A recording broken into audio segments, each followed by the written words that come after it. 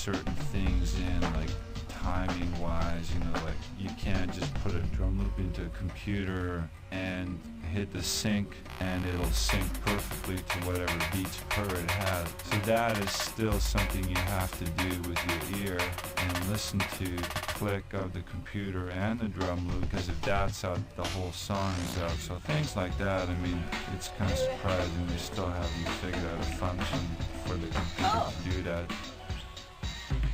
Now what the heck does that have to do with what we were talking about?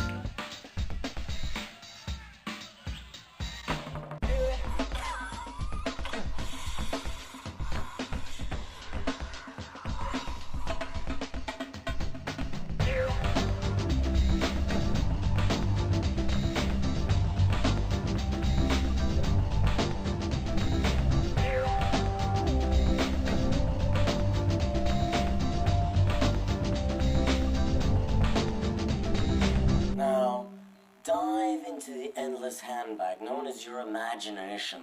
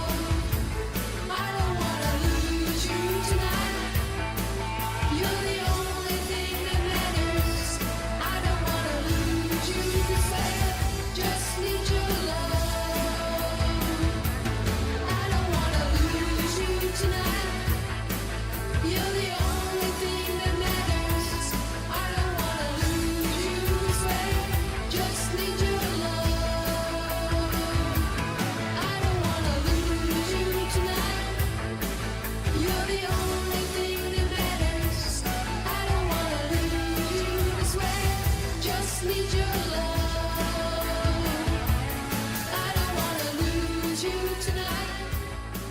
You're the only thing that matters. I don't wanna lose you this way. Just need your love. I don't wanna lose you tonight. You're the only thing that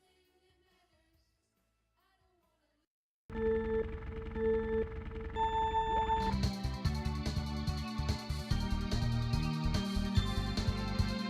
It's called a road, it's called a rainbow road. It is a road that you go. It's called a road, it's called a rainbow road. And you will know when you get there. It's called a road, it's called a rainbow road. It is a road that you go. It's a road that you go when you die. It's a road called Rainbow Road. It's a road we're all gonna go. It's a road called Rainbow Road. It's got Princess Peach, Mario, and the Toad. It's a road called Rainbow Road. It's a road we're all gonna go. We'll go. It's Rainbow Road. It's where you go when you die. It's Rainbow Road. I'll miss you again, Uncle. It's Rainbow Road. It's where you go when you die. It's Rainbow Road. I'll miss you again on Rainbow Road.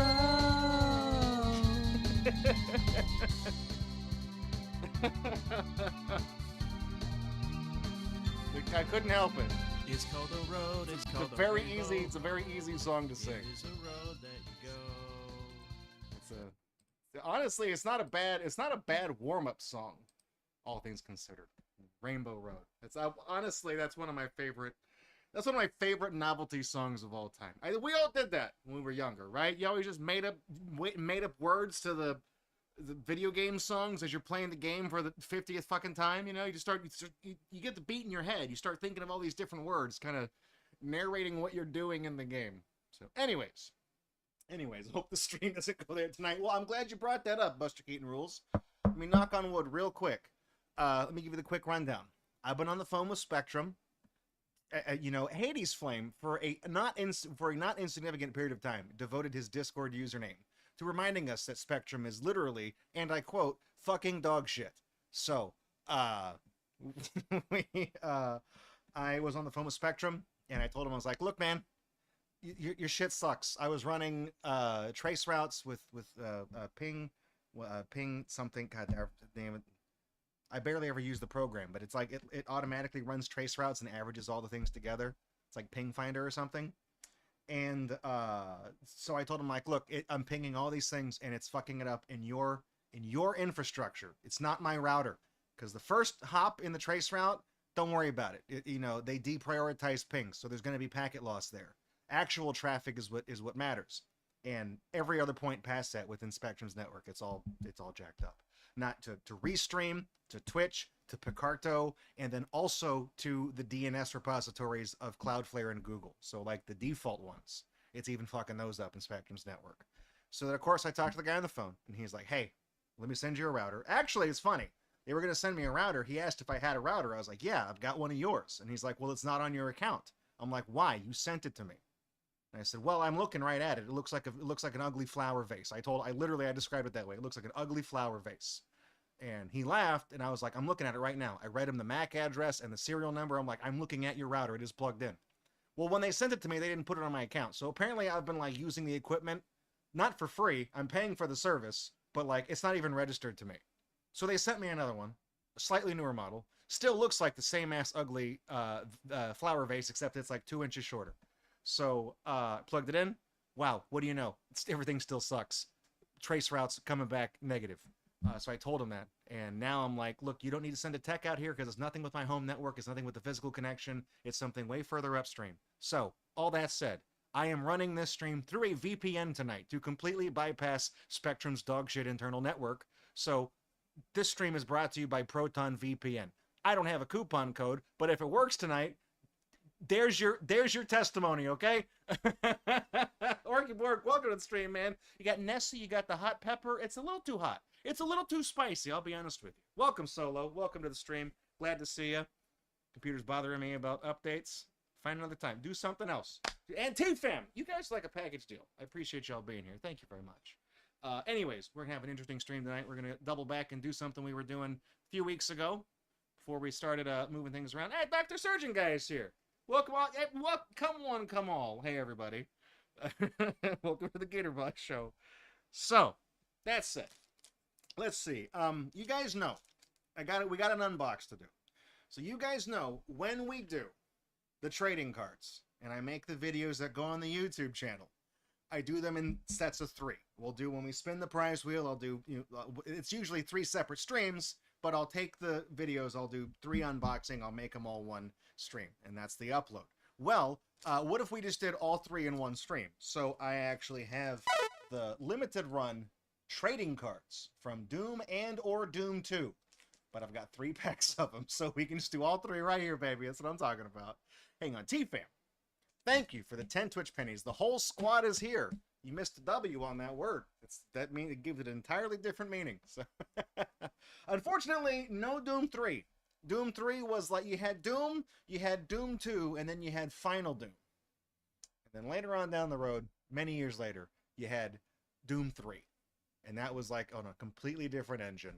Doom 1, 2, and Final Doom are the ones that look like flat pieces of paper where the enemies always turn to face you no matter which direction you're looking at them. They're like a Jesus painting. Okay? Just describe that. Anyways, so I got these from Limited Run Games in one of the many, many, many packs where I just pre-ordered something.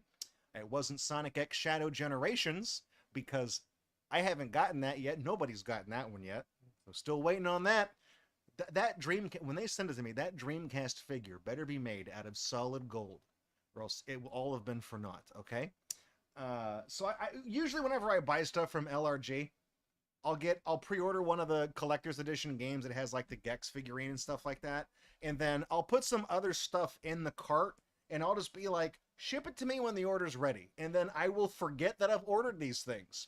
Case in point. Limited Run Games is holding my copy of Valis 3 hostage because I told them to send it to me when Sonic X Shadows Generations is ready. Meaning I will never get it. So this is these were sent in one of the things that I pre-ordered a long time ago that just showed up one day long after I forgot that I paid for them. So you get 5 cards per pack. Nothing on the back. I do appreciate that they put barcodes on it. No information as to like what you might expect in the package, what rarity they are, how many cards are in the set. There's not a thing to mail off the UPCs to get an overpriced binder to put your cards in like back in the day. Really, really, really negatory experience here, ZeniMax and or Limited Run Games. I guess we can just open them up and just see what we get. I haven't seen photos of what any of these cards look like. I have no idea what these cards look like. So they could be shit. They could be good. I have no idea, but there's 15 cards. So I figured we can do all 3 of them. I can pick a favorite. Hopefully. Oh, wait, no, I lied to you. There is something printed on it. Underneath, hidden on the flap, Limited Run, and then the CE symbol, and then that not quite recycle symbol, both of which I just don't even know what they mean anymore. I knew at one point. I just know that the CE thing means nothing, because it's put all over everything, even counterfeit goods. It's not enforced. So whatever it means doesn't mean anything as far as I'm concerned. Let's see. All right.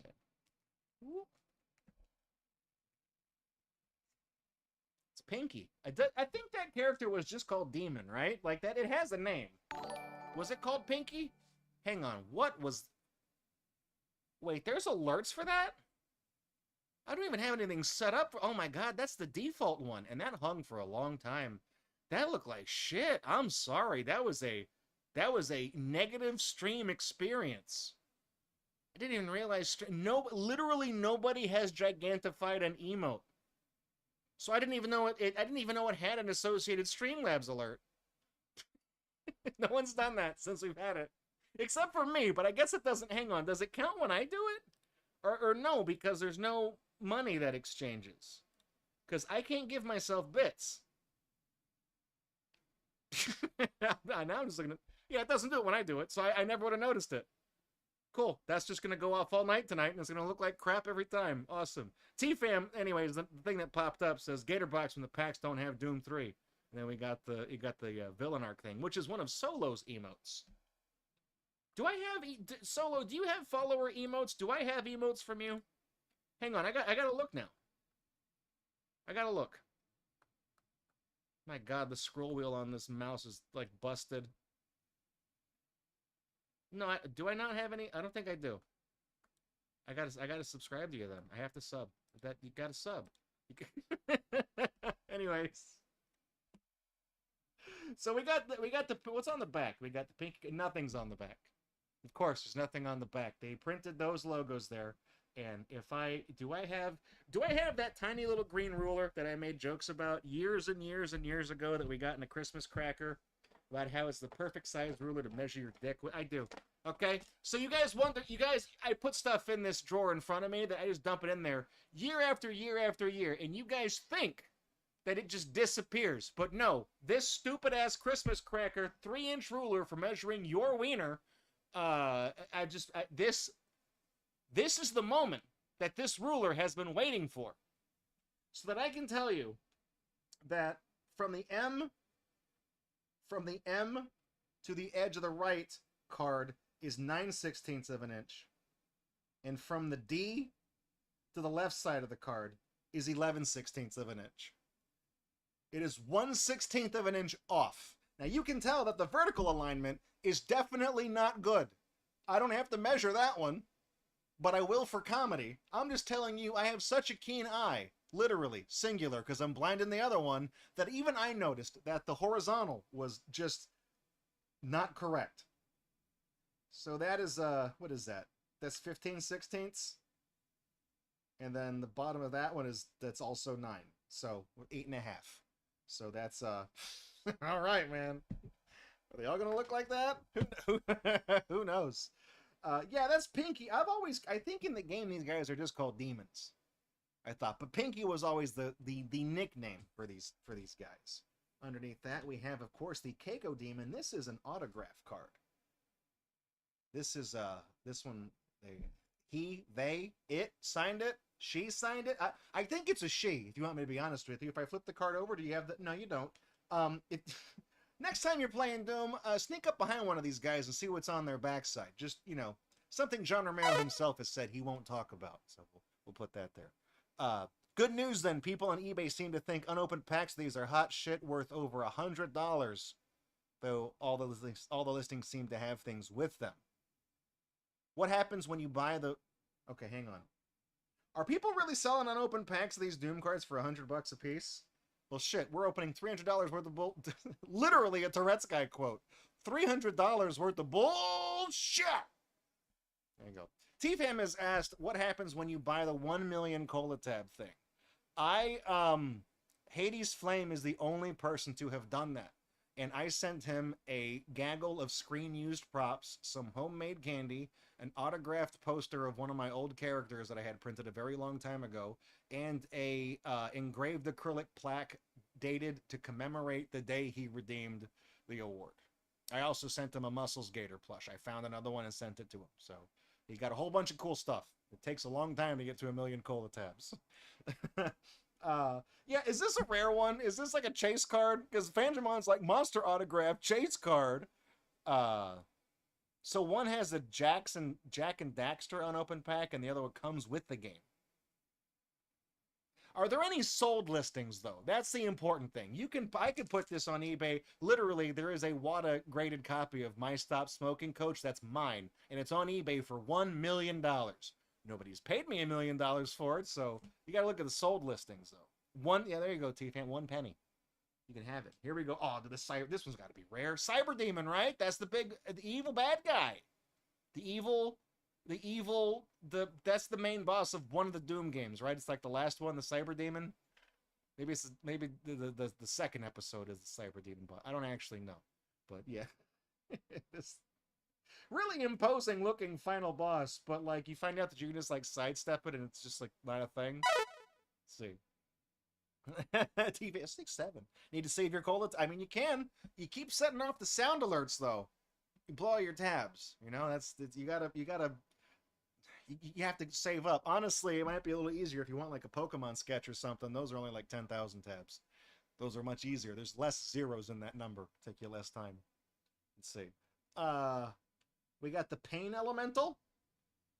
This character, this monster is supposed to be like an elemental, something that's made of like that element. It's like the Atronox from Skyrim, the fire, the storm, the ice, or whatever. It's made of that element. So this creature is in perpetual agony. This is canon, by the way. I'm not bullshitting you. It is in perpetual agony because it is made up of the very embodiment of pain itself. It also is a meatball. It does look like a meatball. And then we have the ghoul, the ghoul. So this is different from the Lost Soul. The Lost Soul is this, but red. The ghoul is the red version of the Lost Soul, and that's the one that the Pain Elemental spits out. Which this breaks, like the Pain Elemental itself. When you get the score tally at the end of the stage, the Pain Elemental does count towards the percentage, but the Lost Souls that it spits out do not, because it can produce a theoretical unlimited amount of Lost Souls throughout the whole stage, so only the Pain Elemental itself counts towards the score tally there. Let's see. Okay, I can unfollow you and refollow, so let me do it right from this. If I wait, nope. It's okay. Unfollow, and then refollow. Do that. Let me see if I might also have to reload my page, though. That's the thing. The chat page might not reflect that. Tell you what, though, what if let me see something real quick. If I start typing, no, I might have to reload my entire tab. I can't do it right now. Hey, Fandramon got the gray goo pennies, though. Congrats. Emporio says there's a Cyber Demon card by itself that's sold on eBay for $11 Australian. So that's like, I mean, I could say, oh yeah, that's like 4,000 freedom dollars, but I think that's like 15 or 16 bucks, maybe. I don't know. Oh, you know what it is? Well, TFAM used the follower emote. I want to say you can use the follower emotes, but maybe the channel owner can use their emotes. Maybe the follower emotes are only usable in that channel, but if you are also subscribed to that, then you can use the follower emotes in other channels. That might be it. That might be it. I don't actually know. All right. Let's crack open a second pack of these bad boys. I don't even remember how much I spent on these. I mean, the pack of cards was literally like, maybe like $5 or $6 or something. I got them from Limited Run. You can look them up. Maybe not. They're probably not going to be for sale on the website anymore. These are probably long gone. If I get a super rare one, though, I'm going to get them graded.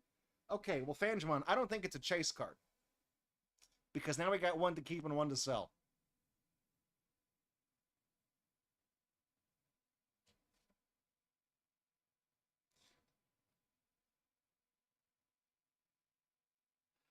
Okay, it's not another duplicate, okay? This I was about to say, does every pack have the same 5 cards? Because that is a statistical anomaly, is what I was about to say.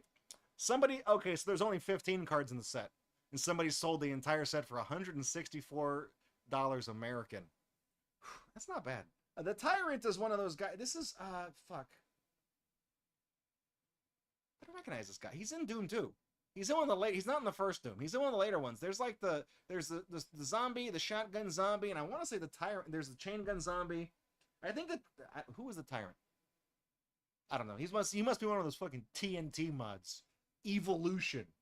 The Mind Weaver. I thought they were called Spider Mastermind.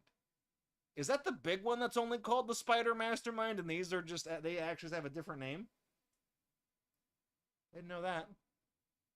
And the Arch, fuck this guy. Hey, this guy sucks. Arch, fuck this guy, okay? So, let me tell you a little something about, let me tell you a little something about Doom and how the enemies do damage to you, okay? You got things that are called projectiles, you got things that are called hit scans, okay? So, so the Cyber Demon and the Keiko Demon, right? They both shoot, he shoots a plasma ball at you, this guy shoots literal rockets at you. Those are projectile attacks. If the projectile hits you, it does damage. A lot of damage.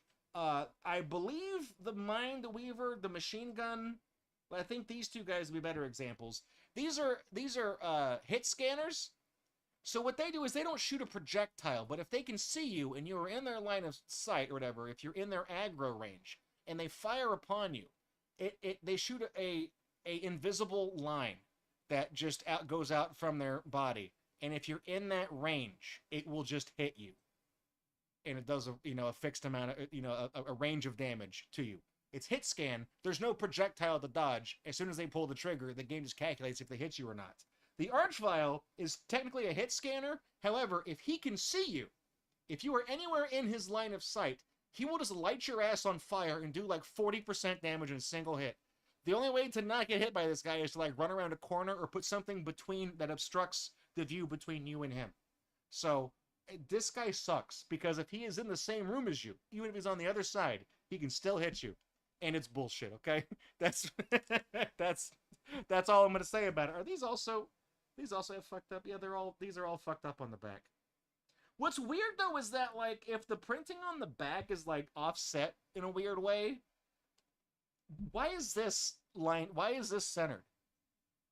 Well, I don't know why this one is, because I feel like if this is, they should also, I don't know. Maybe it's supposed to be weird? Is it supposed to be off center? I don't actually know. I got one pack left. Let's crack these bad boys open.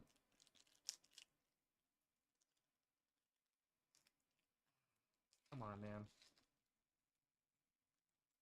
Even Zahando's like, that flame creature, total bitch. That's... So yeah, the names, so yeah, Emporio was like the name, the Mind Weaver, because it's, yeah, Arachnotron. So the Spider Mastermind is at the final boss of like episode 3 or something is this big thing. And that is the Spider Mastermind, but the little ones are called Arachnotrons. I thought they were. Pinky I know is a nickname because it's called Demon in the game, but people just call it Pinky. Hey, look at this, man. Oh, baby, a triple. Oh yeah. All right, dude, what the fuck? Come on, man. Or what? Okay, well, we got a bunch of dupes. Okay. That's literally no new cards in the third pack. That's it. So, how many, you said there's 15 cards in the set, so how many unique ones did I get? That one, the Tyrant, the Cyber Demon, the Keiko Demon. Is the Keiko Demon the only one that has like a weird, like, goofy ass signature card? Okay, so, and I got the Pain Elemental, right? So I got,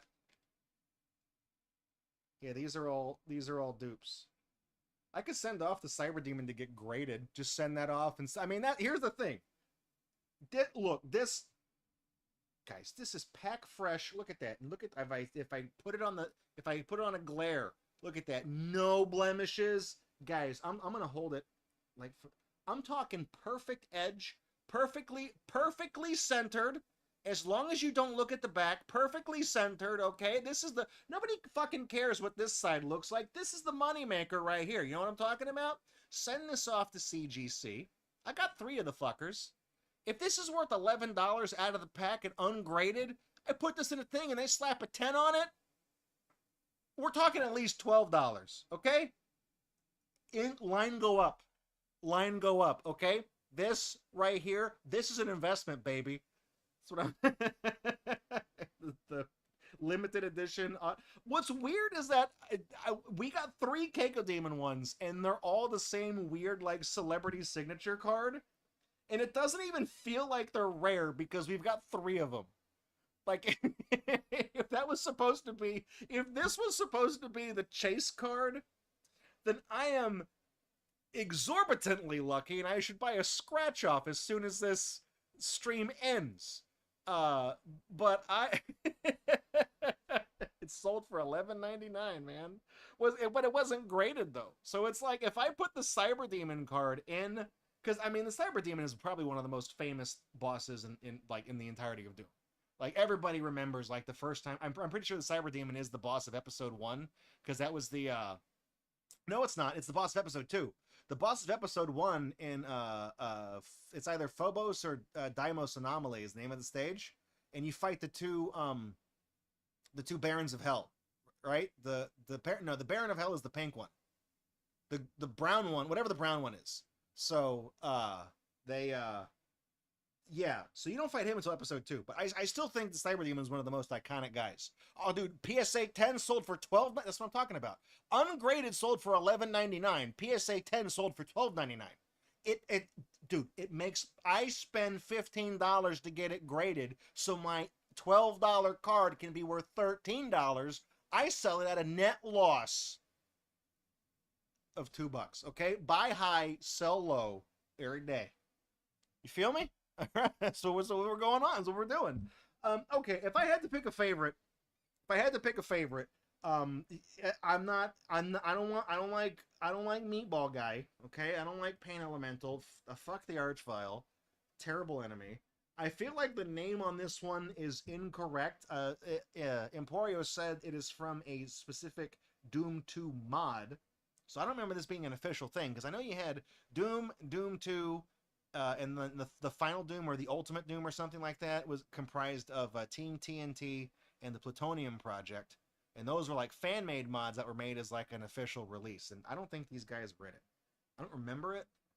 Anyways, Ghoul, PS, CGC, hang on, CGC, Cyber Demon sold for 1.4 million? What, pesos? Because that's also about $13. Tyrant, I'm not feeling. So it really comes down to these. It comes down to Pinky, the Cyber Demon, and the Keiko Demon. And it's literally, if we account for the fact that this character's canonical name is just Demon, we've got Demon, Demon, Demon. Just these two have prefixes on them. I got 3 of these, okay?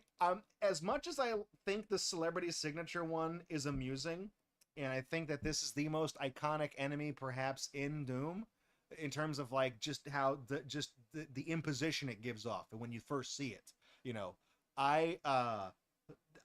Pinky, I've only got one of these. I only got one Pinky. These feel like Circle Common cards, okay? This feels like a star because I've only got one of these. I'm kind of drawn to picking Pinky as my favorite a lot tonight, just because I only got one of them, okay? I could literally just tear 2 of these apart each and still have one left. So is my white balance fucked up? It's because of the red on these cards, I'm sure. It's not doing it any favors. Anyways, the roundabout way what I'm trying to say is that I would like to pick the Pinky card as my favorite of the Doom cards. So that said, my final thoughts on these things, the limited run Doom cards. I don't have an eBay tab open to look at right now, but if these are worth something, maybe I can. I've been meaning to send some cards off to get graded. So I can do another one of those Gator Unboxes greatest hits things where I just get another roundup of cards and have them sent off to be graded. And I also have genuine cards I want graded. I have like the gold holofoil Gadget card from Disney Lorcana. Never played the game, just a big fan of Gadget, okay? Literally drew a picture of her last night on Picarto, or not last night, last weekend on Picarto. Big fan, okay? Huge fan. So I have cards I want to get graded. I have like old promotional like Pokemon cards of like Lapras and Arbok and Charizard and things like that. Like my favorites. I want to put them in a nice little case. I've also got the entire set of promotional cards that you only got from buying the Tenchi Universe anime on VHS in Japan. Got all 8 of those. Can't seem to get those graded. Those keep getting sent back to me, and it makes me anxious every time they do that, because every time it goes through the mail, I'm afraid someone's going to lose them, okay? That's worth a lot of money. Like, we're joking about these being worth like $12. The Tenchi Universe cards together as a set complete are worth several hundred. I insure it every time I send it, and they keep fucking me because they keep sending them back. So, I don't know. Original pack fresh perfect front PSA, but a PSA 1 is like not what you want a 10, right? I don't know. I don't know. What is the Vazago Demon card? Is like a Skella dragon. Let me see this. Skeleton dragon Vazago. Yeah, what is that? That looks like that SCP character with tits that people keep drawing. Looks like the back of that card's fucked up too. It looks like just the backs are just always just not centered correctly. Good work. Nice work. I don't know, Bethesda and or ZeniMax and or Limited Run. Whoever made the PSD file for these cards, you screwed it all up in the back. Anyways,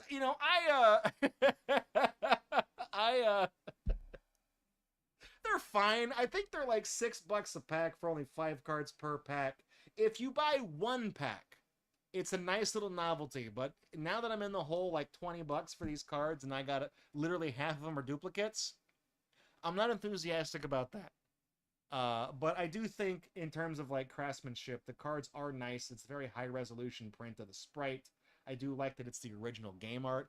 I'm a little, I think I think cards of enemies from like Doom mods is kind of lame. There are enough enemies from Doom. You could have made 15 cards of just those guys. I don't know, but I'm kind of on the fence about that. If there's only 15 cards in the set, that means they could not have possibly have done all the enemies from Doom. So it's like a 50-50 split or something. I don't know. Is it worse than the Lion King card pack? You know what? No. Okay, the Lion King card pack, if you haven't seen that unbox, it is legendary. Reflex was here for that one. We opened 1 pack of Lion King cards. And do I have hang on, Fantramon. I think I literally have that right down here. Let me check. I should have that card sheet. Should be right here. I'll just show you guys what came out of 1 pack of those. Again, these things just sit in my drawer until I need them again. Where is it? Is it? Oh, fuck. Yes, it's this one. Okay.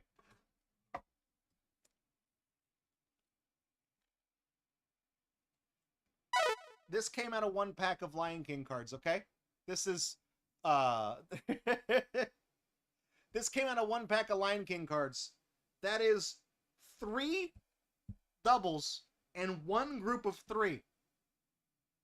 I'm not even making that up. It was 1 pack of cards. It was not staged. I didn't do it for the memes. It is a genuine pack fresh thing that Reflex and I opened together on camera. And there was something like 11 or 12 or 13 cards in the pack or something, and literally 3 pairs and 1 triplet in the same pack. I was like, that is insane. That is insane. The sorting machine had to have fucked up when they were making that pack. I don't even know. No idea. But yeah, that was a nice little Gatorbox epic moment for you. These are all my sheets of all my previous ones that I selected as favorites from previous unboxes. In case you're wondering what those are. The people who spam staged. Yeah, I mean, that's one of the things. I feel like people maybe thought it was staged. I was like, no. This is true and honest, okay? I don't do that fake and gay stuff. I don't throw for content. Excuse me, no thank you. Where's the dragon bag? Where'd I put it? I lost it. Nest, you see where? Oh, here it is. There we go. All right. So, yeah. Anyways, those are some Doom trading cards. If you only buy 1 pack at a time, I'm sure they're fine.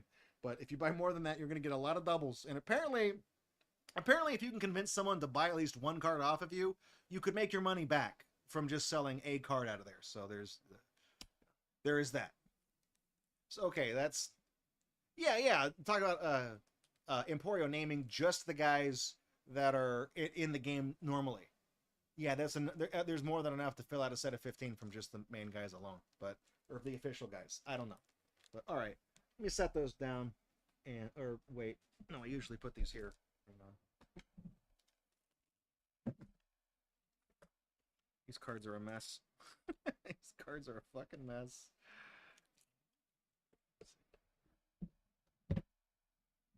It's not staged. It's real. Real cards, no jokes, no japes.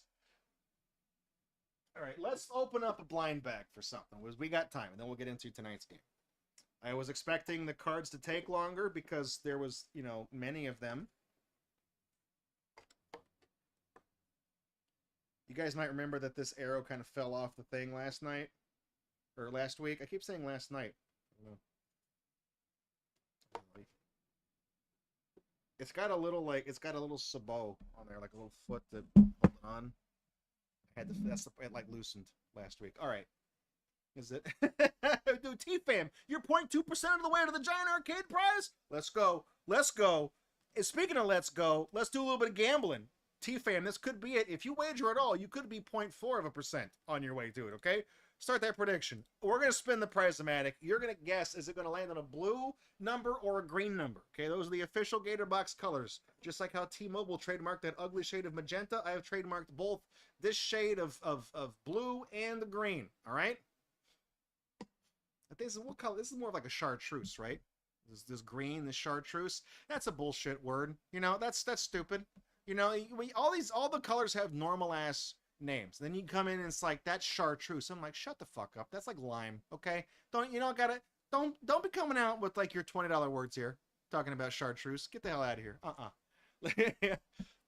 Flux says, "Let's go gambling. I see someone's been playing Clover Pit. I recognize that quote."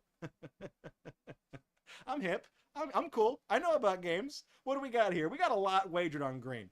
Okay, a lot wagered. So if Andromon puts chips down on blue, and it lands on blue, because she always votes wages on blue. That's how we go. All right, here we go. Let's spin it. I need to fix that. I still need the thing. What am I trying to? Okay, fine. The collar, the shaft collar is loose. I got to fix it. Okay. And it landed on blue. It landed on 20 all the way. It's not even. Finally, for once. Finally, for once. It is not disputed on the line. It is just in. It's just on 20. T-Fam, you put your life on green. So sorry, man. It landed on blue. Landed on blue. You should have wagered blue, man. You should have wagered blue. That's apparently Solo wagered against you. Solo took your chips. He wagered blue. You got congratulations, you played yourself, okay? Now let me get up and get one of those out of the thing because I gotta like walk all the way around.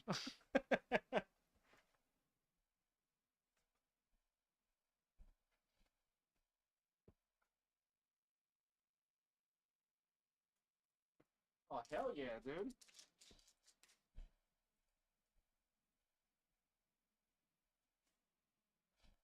Let's see. That's it. You're bankrupt. You're out of the Monopoly game, T-Fam. You blew it. You blew more gambling. You need to win it back. The Vandromon's like, I won 3,700 for only 1,100 tabs. Stonks. All right, here we go. What we got here? Are these the things that come with the Riffit discs? Do you guys? I don't even think I've put that video up on the YouTube thing yet. Anyways, what we got here? We've opened these before.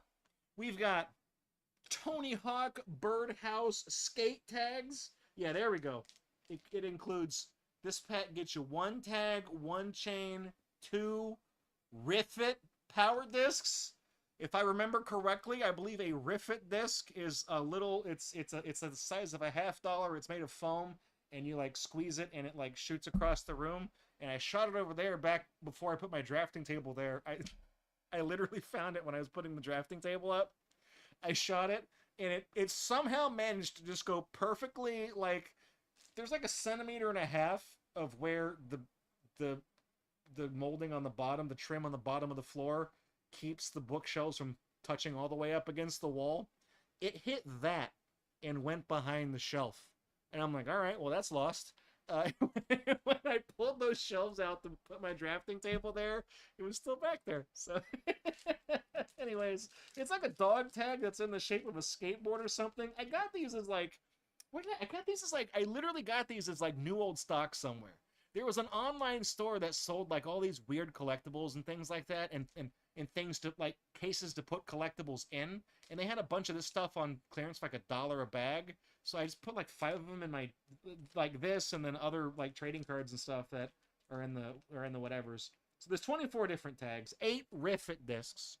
I'm pretty sure the other Riffit disc I didn't lose, and the second one now is in this drawer next to me. I remember the little skateboard things being pretty cool. Maybe. I don't remember. What do we got here? T-Fan, you're only at 1% of the way. That's how they get you, man. ICS. So let's break down the rarity here. 18 silver finish, 6 gold finish. Golds are in approximately 1 of 8 packs. And then, guys, this is the one we want, okay? This is going to be the moneymaker right here.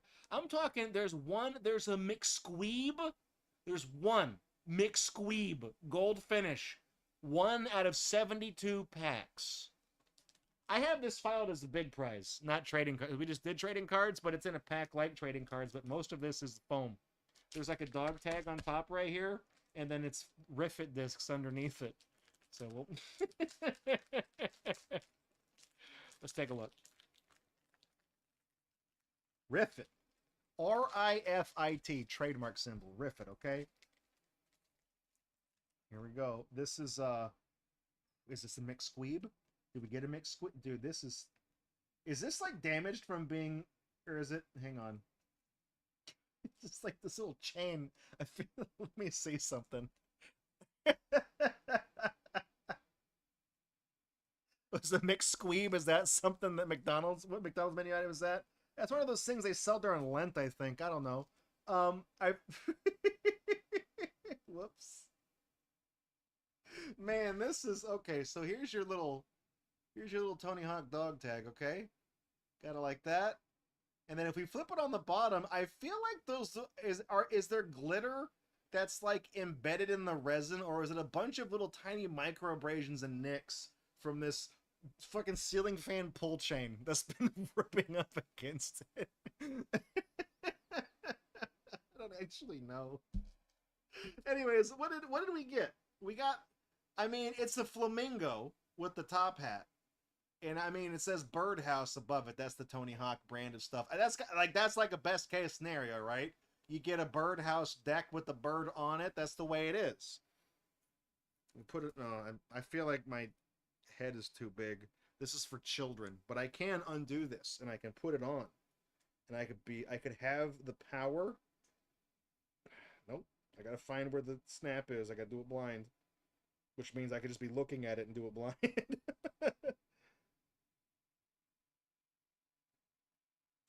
Oh man, this I'm throwing for content. I'm throwing for no, I'm not. There we go. There we go. Nice. Yeah, I'm cool. What of it? Wearing my Jackbox t-shirt with the Mario that Hades Flame drew. I got my little. What's up? What's up? You want to hook up? Check out my Tony Hawk. I got a riff at this too. You gonna gift a sub? Who you gonna gift it to, C-Fam? Let's see. All right. Oh, dude, these guys. We'll get to these in a second. This is our. Oh, these are the instructions that show you how to get the how to use the Riffit discs, right? That's, yeah, you like pinch them between your finger and you flick it. Which one of these is the mix? Oh, okay, this one right here. You see this one? This ugly ass looking one with the spade? Zahondo got the gift sub. Thank you for gifting that, T-Fam. Got anything to get the cola tabs rolling in, right? Because I know you get a bonus for gifting a sub. Thank you for doing that. I appreciate it. It's also a bird thing that isn't Kazooie. Yeah, I know. It's trash, okay? Tony Hawk could have licensed that. He's got the money. He's good for it. Especially these days. When the fuck you seen Banjo-Kazooie in anything aside from Smash? Never. It's a cheap license. She'll do anything, okay? She needs the money. Because Lord knows I ain't making it. Anyways, that's our McSqueeb. This thing right there, that's the one. That's the Chase variant. I'm sure it's worth $1 million. Okay, we got all of the Riffits, and then ours is number. I don't even remember the other one we have. It's been so long since we've opened these. I could probably dig it up somewhere, but that's our new one right there, number 15. That one, the little flamingo. So let's take a look at these Riffits. So you pop them out, okay? You pop them out, just like this. Pop them out of the pop. You got to pop the rift. You got to pop them out of the rift. So the way this works. Oh right. Step one is to spread the flaps open. So this is also good for dating advice for anybody paying attention. So you pop just like this, okay? Just like this. The stream is now locked on Twitch. So how does this work? Press finger between flaps and slide finger under hook. Okay, this is a guide for Riffit discs, right? Press.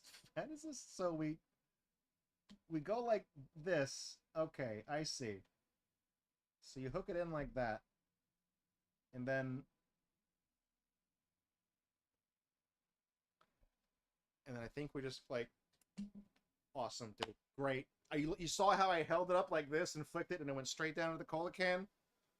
I mean, that's a resounding advertisement for the cola thing. You know what I'm saying? Even the Riffit discs want cola.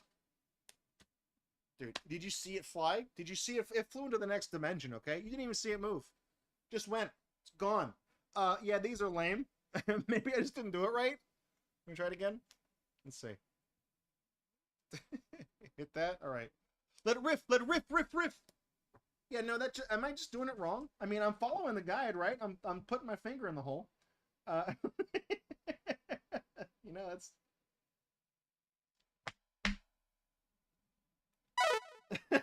End quote. A lot of guys. All right. That's what they say. See you, T fam. Thanks for swinging in, man. I appreciate it. Good night. It's dude, you didn't do the math right. You're 0.067%. Oh my god, dude. It's never been more Jover.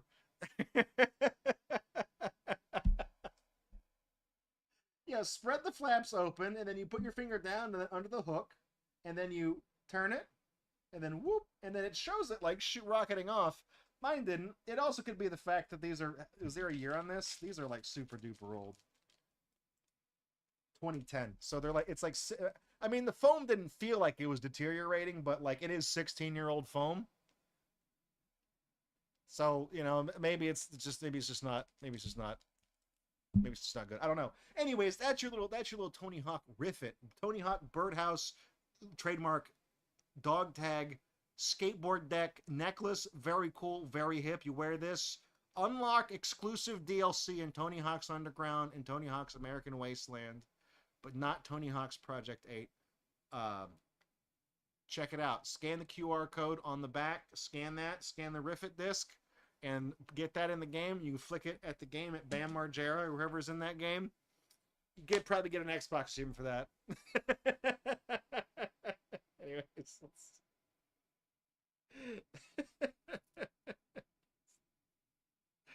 piece of junk. I don't remember. I mean, I only paid $1 for it, so I guess I got $1 worth of enjoyment out of it. There we go. All right. Let me move. I mean, honestly, the real star of the show here is this little crack cocaine bag it came with. I can find a use for this. I can reuse that. You know. Anyways, I need to go to Be Right Back real quick. Let's do it for Gator Unbox. Stick around. Give me a few minutes because I got to set the delay and stuff like that. Don't go anywhere. So when we come back from break, tonight's game, I know this says Volume 1, but we're playing Namco Museum Volume 2. I don't have Volume 2 because there's 5 of them, and 1 and 3 are the most common ones because they got the greatest hits treatment, and then 2, 4, and 5 are very expensive for some ungodly reasons, so this is a stand-in prop just to let you know that we're going to be continuing the Namco Museum experience. So stick around. Don't go nowhere. We got quite a few people watching on Twitch right now. I'm glad to have you guys aboard. I will knock on wood again. Seems like the VPN thing is working. We haven't had a single fuck up all night, so good. I think I got that under control until I can get Spectrum to fix their infrastructure. So stick around. Don't go anywhere. We'll be right back. I'm Draco. This is Gatorbox, and we'll be back in a second with Namco Museum Volume 2 for the PS single.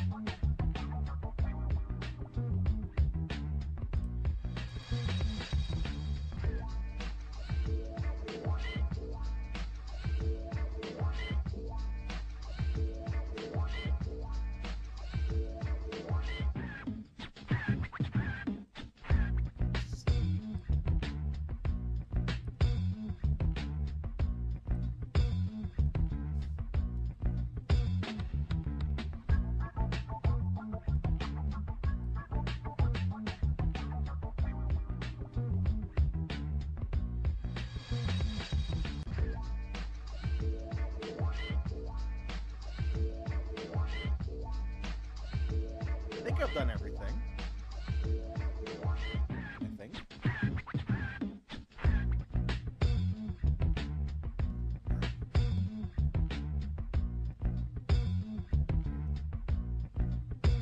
Doesn't look too bad.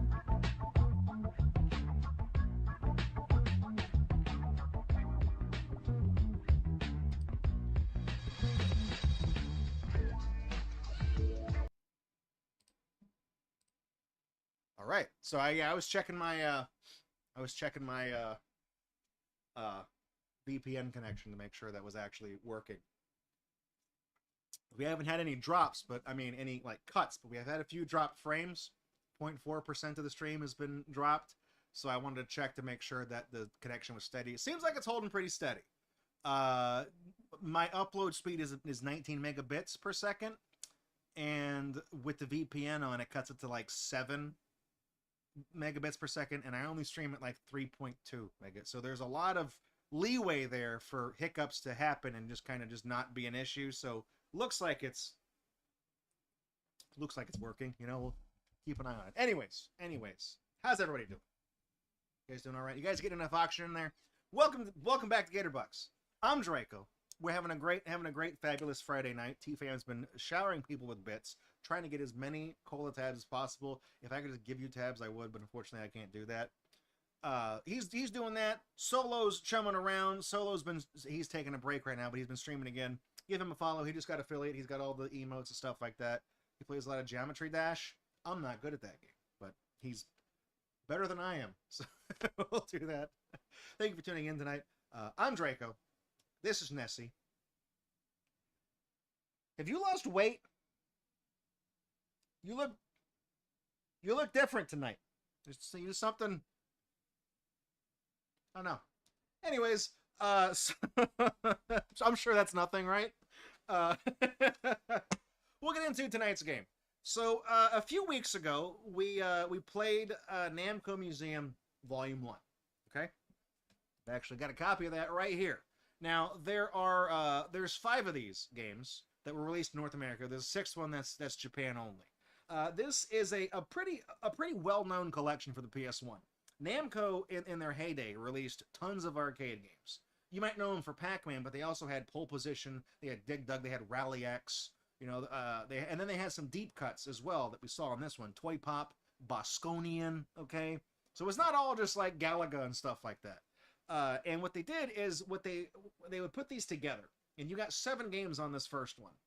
And you'd get some that you absolutely knew. Like, they got to put Pac-Man, they got to put Galaga, they got to put the ones that people actually know. And then they snuck in, like, some B-sides. So the first time I ever played Toy Pop was actually on this collection. I'd never heard of it before because I had never seen a Toy Pop arcade. Never seen the cabinet. So this was my exposure to that. I'd played Pac-Man, I'd played Pole Position, you know, I played those games. So this was cool to me. Now, unfortunately, only 1 and 3, volumes 1 and 3, are readily available because, as you see, this has the green Greatest Hits label on it. So those, for whatever reason, sold very well. And then 2, 4, and 5 did not get the Greatest Hits treatment, so they didn't stay in print. They only had 1 production run, I guess. So those are worth a lot more money. So you can be like, this is one of those things that will lure you into a false sense of anticipation as a collector. You'll find 1, and probably at that same video game store, you'll find 3 right next to it. You'll be like, dude, that's like 2 of them right there. That's because it has a different letter, NAMCO. You find so that you know there's going to be 5. So it's like, shit, I got 2 of them right here. Easy. And then you will never find the other 3. You'll get this like $10 a piece, and then you want the other ones. Literally, it goes up into the 3 figures, okay? Terrible. So, that said, I don't have a copy of number 2, but I do have this. I do have, there we go. Now it's just, it might as well be number 2. See the A and the 2 on it? That's how you know it's number 2. I don't know what games are in volume 2. I don't actually know. But you can look forward to seeing this gag reused at least twice. No, 3 more times if we do the 6th one. Which is, you might be saying, Draco, how is there a 6th Namco? There's only 5 letters in the word. You're forgetting the registered trademark symbol. You probably think I'm fucking with you. However, the cover art to Namco Museum Special Edition is just stark white with the single red registered trademark symbol on it. It is very it's very avant-garde. It's very minimalist. I like it. The art snob in me looks at that and I'm like, MoMA. Put that in MoMA. All right. Get that going. I should have, that should just come on, right? It's going to decide to work. There it is. Nice.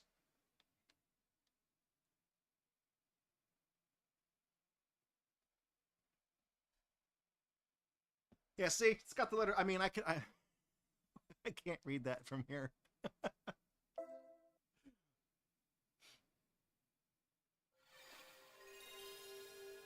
Suicide is badass. There's a man up on the museum. He's on the roof of the museum. Mappy. I saw the mouse. I know Mappy. That's the cop. What? Because I know about Mappy? This is a very... That's Super Pac-Man. This is a very bit crushed. Oh, dude. Very narcissistic of you, Pac-Man.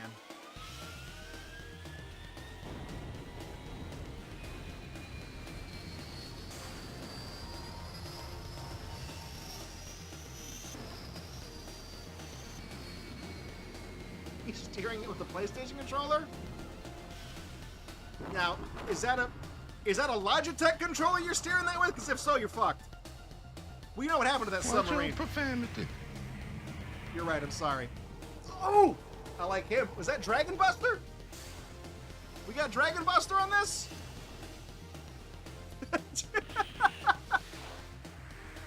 So Hondo's like, yo, is this Zoom?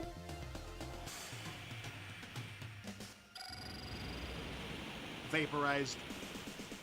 Vaporized. I like him. I like the mouse cop, okay? All range mode. So, Andros, you show your true form.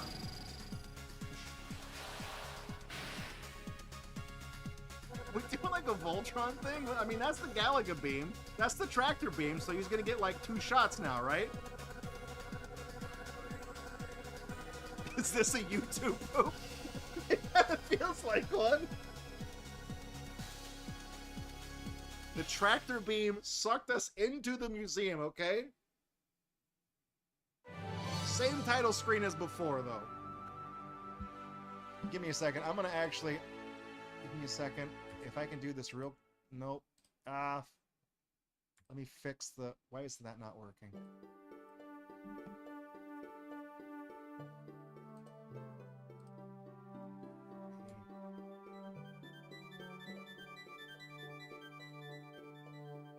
I'm gonna fix the letterboxing. There we go. Okay. Ah, shit. Ah, shit. It's too slow. I know it's Zevi. Okay, well, they're spoiling what we got.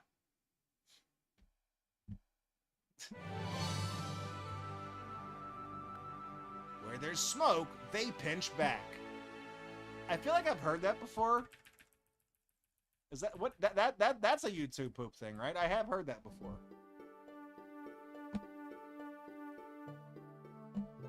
Okay. Let's go straight to the museum. The Namco Museum 2, built upon the remains of the old museum. Of course. What is... Hey, what's going on, Roxanne Wolf? Good to see you back. Hang on, Solo is like, why is Bob looking... I don't know, what did you do to Bob? He's looking the other way. He sees something suspicious to the left.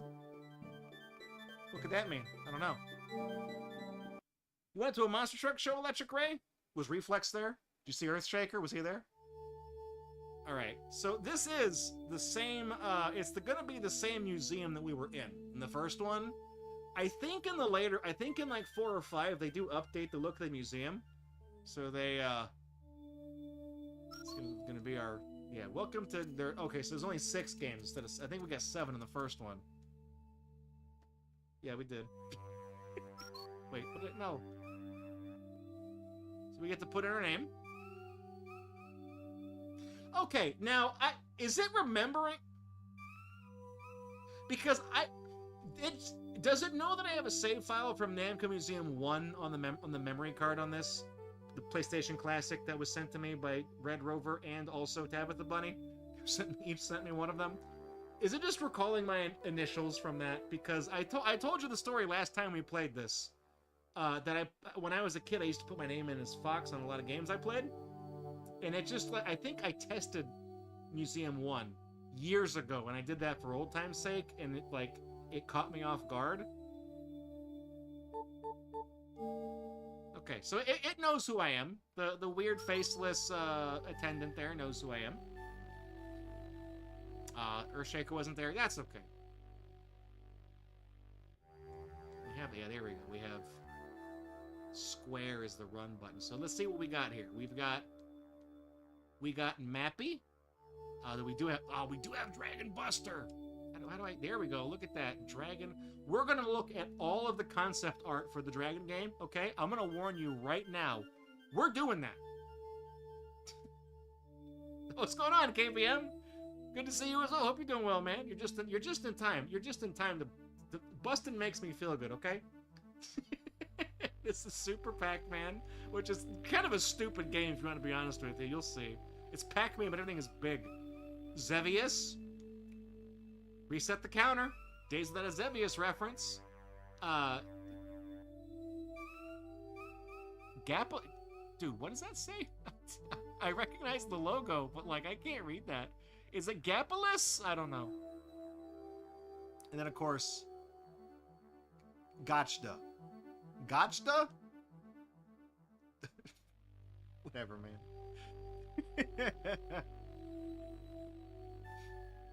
So we go back in here. I think these might be more. So last time we did this. Yeah, so the last time we did Namco Museum 1, they had the issues of the Namco Gamer NG magazine. So these, I think it's just the covers that they let you look at. So we're starting with issue 11. And you can kind of look at the covers here. So that's 11 and 12. Yeah, Lounge is the best game. I'm inclined to agree. I'm quite partial to it. Is there not a strafe? I guess not. So yeah, you can kind of look at these. I mean, I guess they probably, well, I don't know how much arcade games take up on a 700 megabyte disc, but it would not have made sense for them to put entire scans of these magazines on this disc because they were never localized. It's free real estate. They were never localized. So there would be no reason to put them in the North American games. I don't know if they're in the Japanese ones. I think it might just be the same thing. Unfunny Turd says, off topic, but yesterday was the 1-year anniversary of watching your first Gatorbox stream. Has it been a year? Oh, man. I mean, thank you for kicking around for a year. Time goes by so damn fast. I can't believe when we did our 2000th video on the YouTube channel, I mistakenly said This we were in shit our ain't 14th nothing to season. me, man. Exactly. We're actually in our 15th season. I've been doing this shit for a decade and a half. Come at me and I'll turn you into a statistic. This shit ain't nothing to me, man. What is this Dragon Buster thing? The Dragon Buster visual file. Clovis? You promised me dragons. Princess Celia?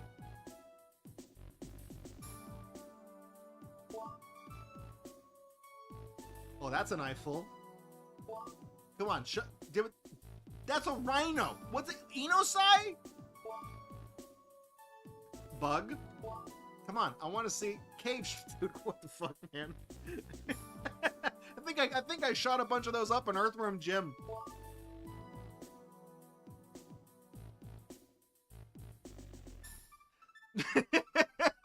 It's fucking Wojak looking guy. Good. Stingray! That's just that literally is a stingray, okay? Snake?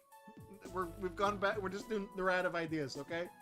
Weird alien hippo. Weird mouth on the floor. Stingray. Snake.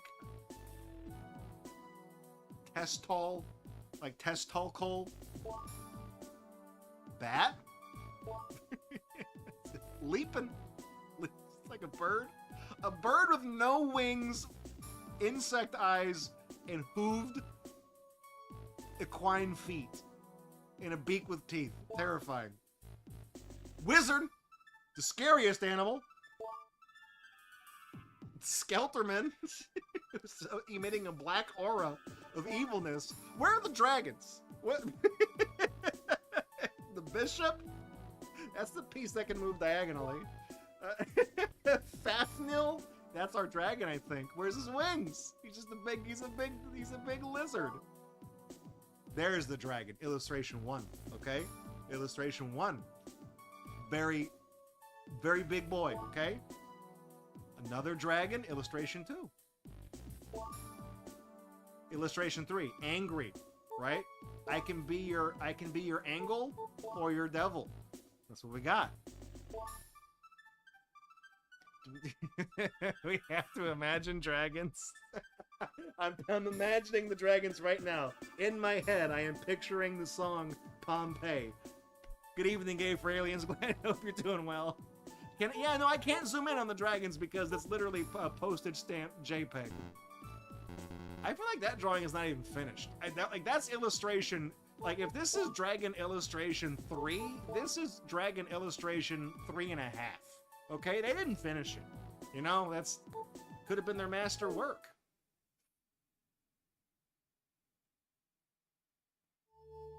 Let's back up. What is this one? This is Xevious.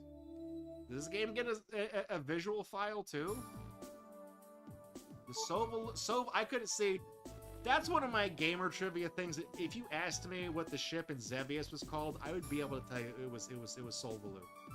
That is one of my obscure arcane video game trivia knowledges I've got. The Shianite, okay? We're gonna lock you in the crystal, all right? That's what I want to see. Because most of the enemies in this game are just shapes. See? Boroid?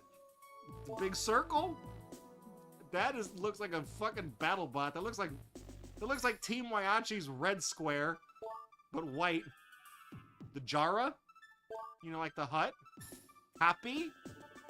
Which looks like a plain Chet. That's the thing from Ouija. Tarazi. There we go. Bara. Pyramid. So, we have the twins, Zolback and Logram. Okay, you guys know about Zolback and Logram. You see one of them, you're like, ah, dude, where's Zolback, man? How's it going? Let's give me some skin, man. What's going on, Logram? Domogram. Thank you, Graham, I guess. I don't know if that... Garu Derota. The Tetris pieces do have names on Funny Nerd. They do. Yes, they do. But this is the Boza logram, alright? You got regular logram, you got the Boza. And/or Genesis. What are your favorite video games for the Super Nintendo and/or Genesis? We got the Zeod Alley, alright? The Zeod Alley. The Soul Grotto. Got a lot of these. And this Xevious map, okay, that's a sketch. On the right, that's the sketch. On the left, look at this photograph, okay? That's you versus the guy she tells you not to worry about. That's the last picture they got. That is a map of Area 51. It's great. It's cool they put the concept art here. I don't... That's just going to be the staff roll, and there's like the high score list is right here. There is a jukebox. You can listen to the sounds from the game, which it looks like they opened the texture because it's yellow in the other game. It looks like they opened the texture and moved the hue slider down a little bit. We'll play Volume 3. We'll see if it's a shittier looking, like, blue. So, you know, if they're moving from yellow to green, it's going to be blue next, or cyan. All right.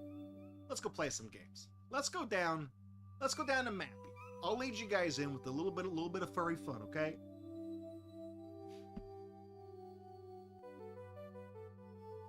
Mappy is the game where you play as the little mouse. You're getting away from the cop. You gotta steal all the goods. Brochure for sales promotion. Here we go. Pamphlet. We gotta enhance this, okay?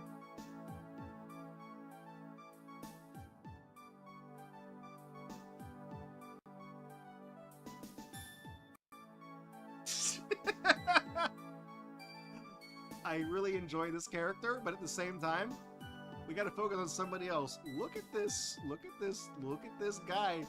Look at this smug asshole. What's he doing? He's up to something, okay? He's up to something. Before Paw Patrol, there was Mappy, the original propaganda.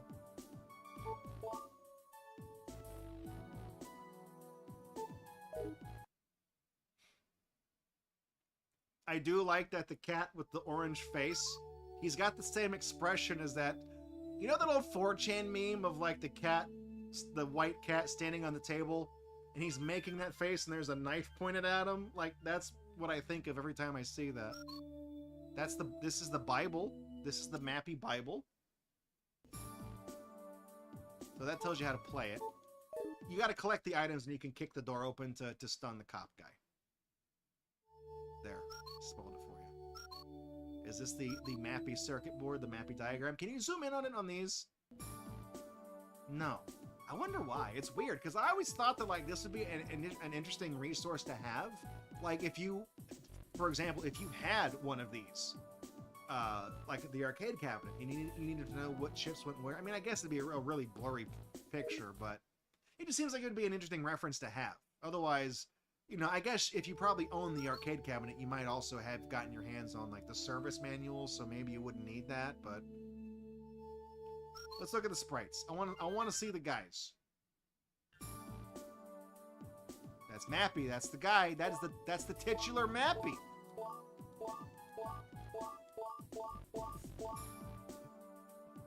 Wait, is this? His name is Namco? I didn't know he had a name. Dude. It's brilliant. I love it. I love it.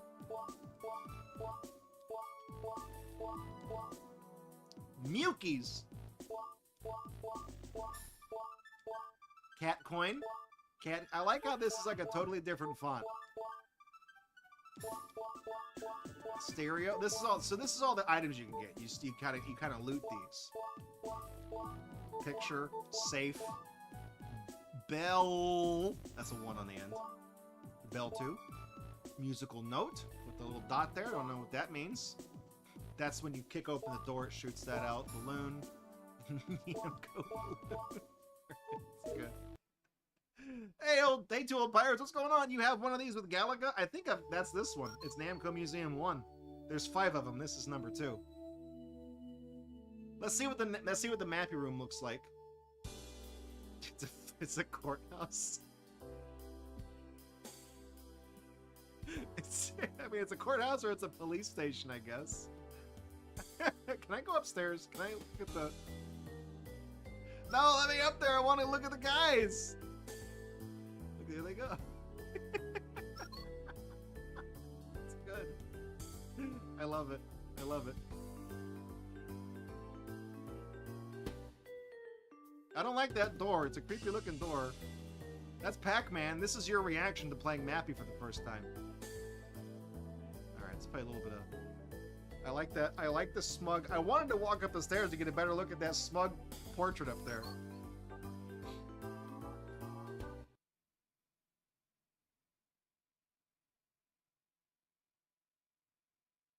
It's gonna send us to the... I thought it sent us to the dip switches first.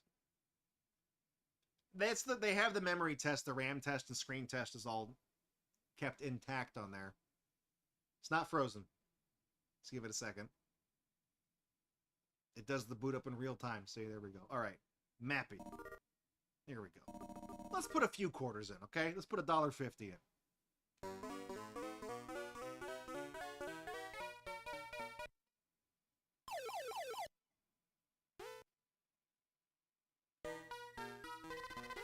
Okay. Getting all the evidence. Oh shit. Okay. So you can pass up the guys when you're jumping. They can't. Uh-oh. They can't damage you. Oh, I'm dead. Oh, never mind. Okay, you didn't go that way. You gotta get all of the. Oh, man. Okay, that shoots out the microwave when it's a glowing door.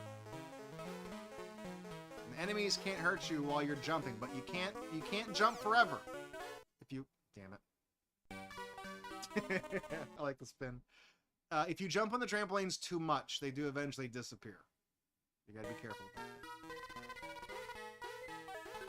I think the difference is that the red guy moves a little bit faster than the other guys, I think.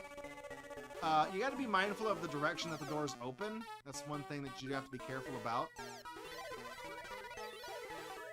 Because if you open it inward... Okay. Whew, man. If you open it inward, it'll knock you back.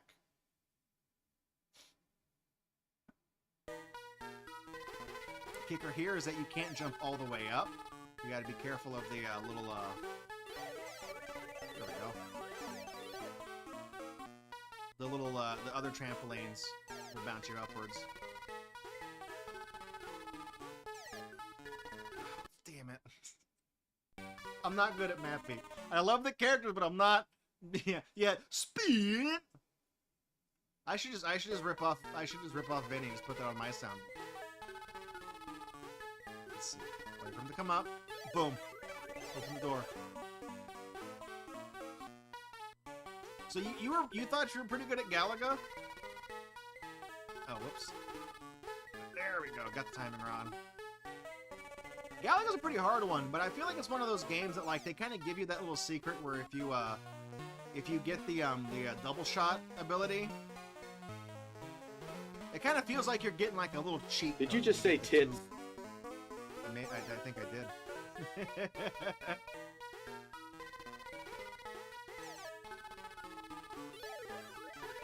Right. Nope. Nice. We get a bonus round coming up in a second.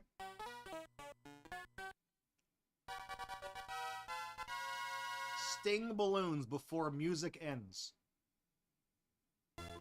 Okay, I need complete concentration on this, otherwise the mouse will die. Fuck. No. Okay. I can get a perfect. This is the one part of this game that I'm good at.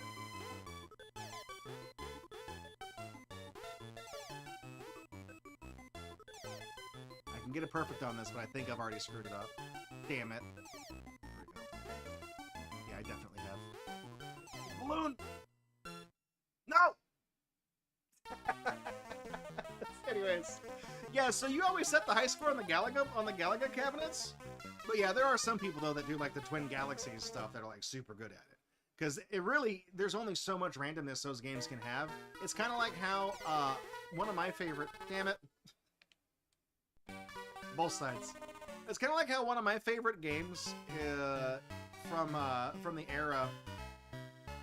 Is it a Namco game? I have the marquee from it. I don't think it is. It's Shaolin's Road, but you know, the enemies behave a certain way, and you can kind of lure them into doing certain things. I'll just keep that going. I'll just keep putting my initials in as that. So you can kind of bait the enemies to react certain ways, and I got pretty good at playing that game. I've done runs of it for Extra Life and all that. But if you look at like a high score run, like I'm not that good. I'm good enough to get between 1 and 3 loops depending on the run category, but like I'm not setting 7-figure points on there.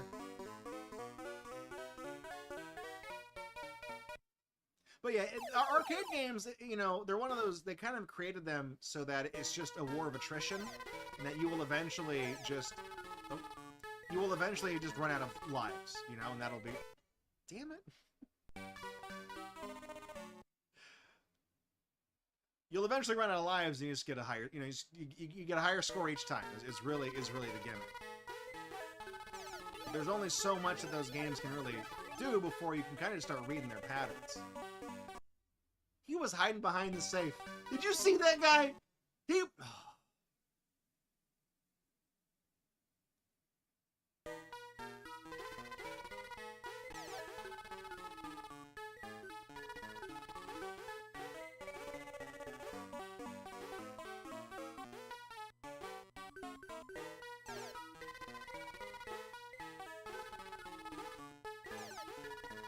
He's gonna get me.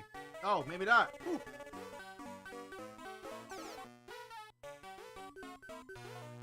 You have to be mindful of, like, the locations of all these enemies. You gotta be really careful about it. There we go. There's like 4 guys to keep up with.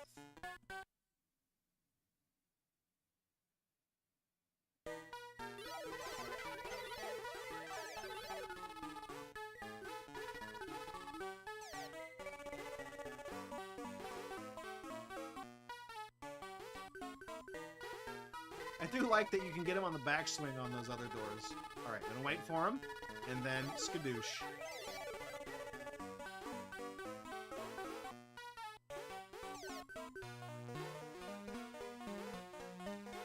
Crap. Ah, shit. Ah! I wasn't sure what the red guy was gonna do. I was focused on him. That's game over, right? This is one of my favorite arcade games that I am not any good at whatsoever. We'll play again.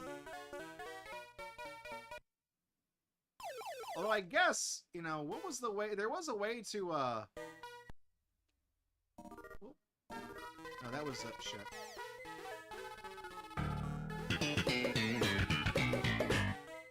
You guys ever heard of this game called Mapping?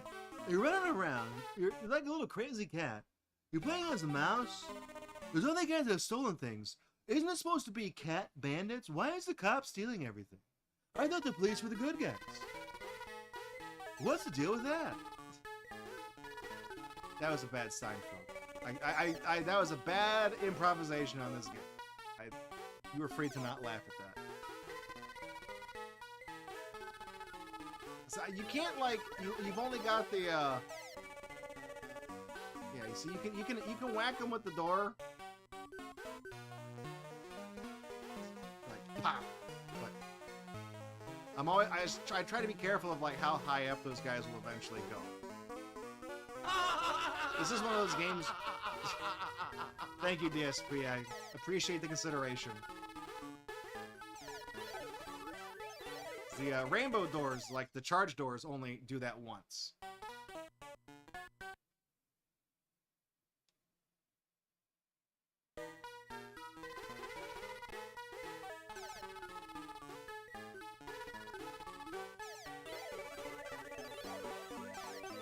All the way across. All the way across. 800 times 2. Million points, basically.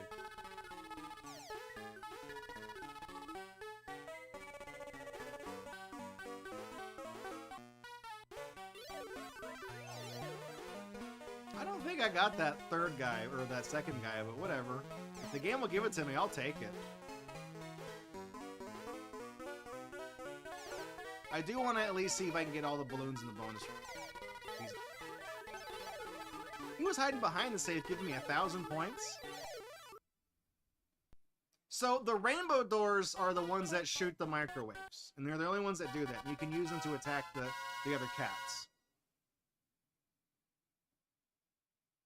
Okay, and this is it right here. I got it. Nope, I got it right here.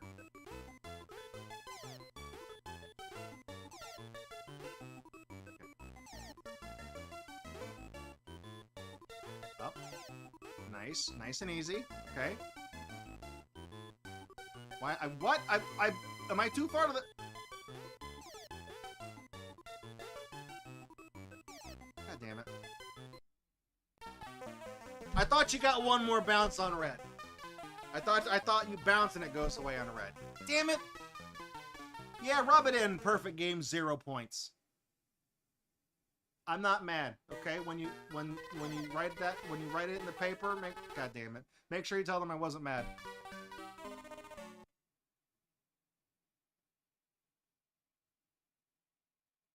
What is radio?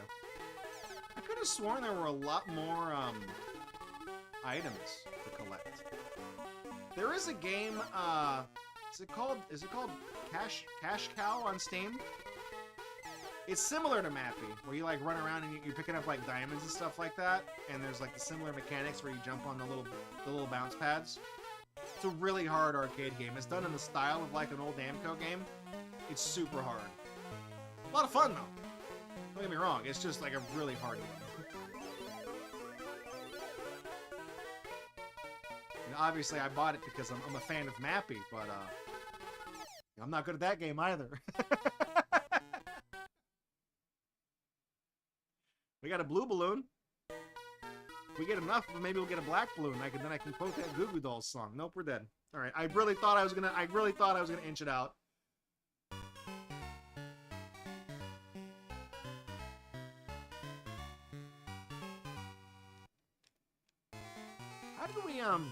How did we exit the game?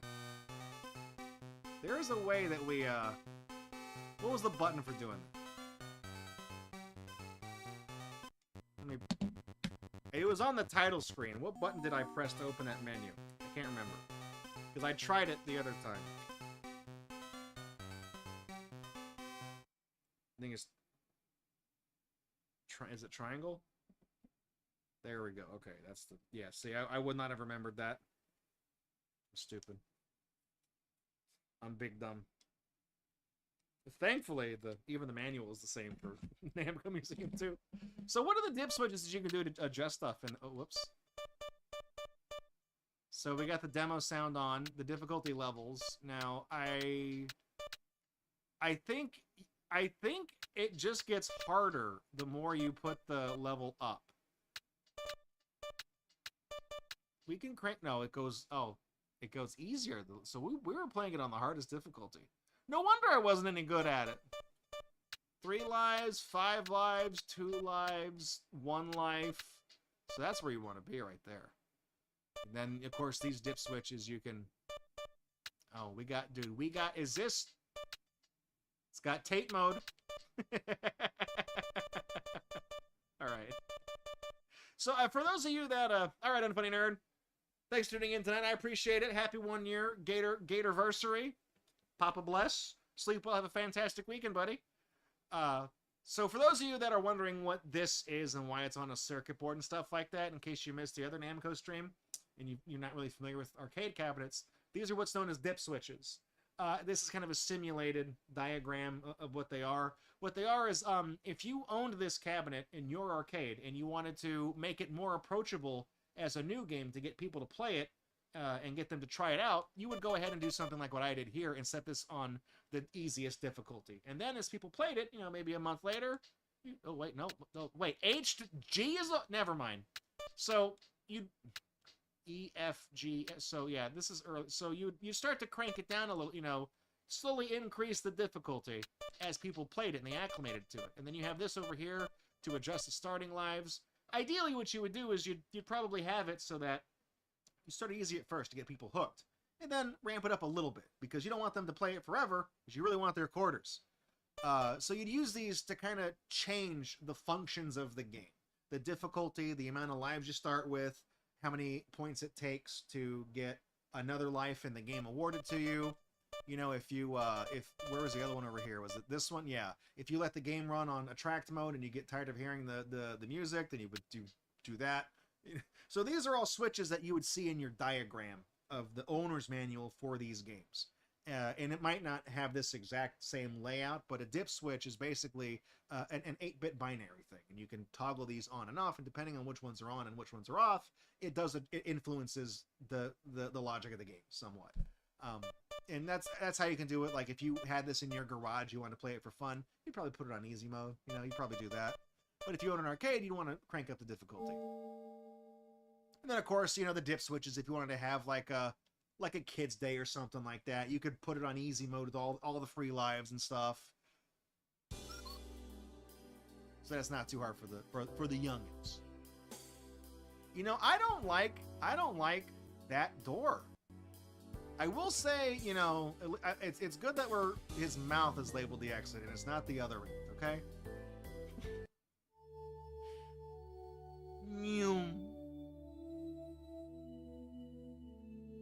So I know Dragon Buster is the next door, but we're saving Dragon Buster for last, okay? We're skipping Dragon Buster for now. Let's go play this cursed Super Pac-Man game. I don't like this game. I've played this IRL in real life. I don't like it. Super Pac-Man is like regular Pac-Man, but he's big. He's huge, okay? So that's the instruction card mounted on the cabinet. They would attach those. They also had like the pop cards. We might see if we find some of those. I think that's what this is actually. Is this the pop card? Yeah, so these are little things, little standees that are placed on the sides of cabinets and things like that to show that it's a new game. If you had it in your Japanese arcade. Got some promo stickers. It is cool art. I will give him that much. It was a novel idea, but it just wasn't a good one. There's probably a lot of Super Pac-Man merch because they definitely tried to make this a thing. The pamphlet. This is more of a diagram thing. Again, so these sales promotions, like you would go to conventions, like trade shows and things like that. Kind of like how Nintendo had the Space World thing and the CES show and all that stuff. You'd go see what all this was about. You'd be able to look at these games and, you know, see the bare boards and probably try them out while you were there. If you were an arcade owner, you know, you could... Was this the same JPEG of fruit and vegetables they had in the last one? I think it is. The previous Namco Museum. So you'd be able to check out this stuff and you'd be able to see those sales brochures and flyers and probably pick up a sticker or something. Or if you bought the count, they probably sent you a bunch of stickers to give out to people who would come in and play it.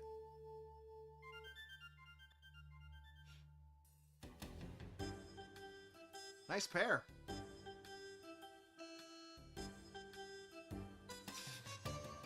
Okay, I guess the joke wasn't funny. Look at this. Look at this guy right here. Look at this surfbot looking motherfucker. Are all these guys just completely blasted? Are they all just drunk? I'll take a Mingo. I don't. What's up, dude?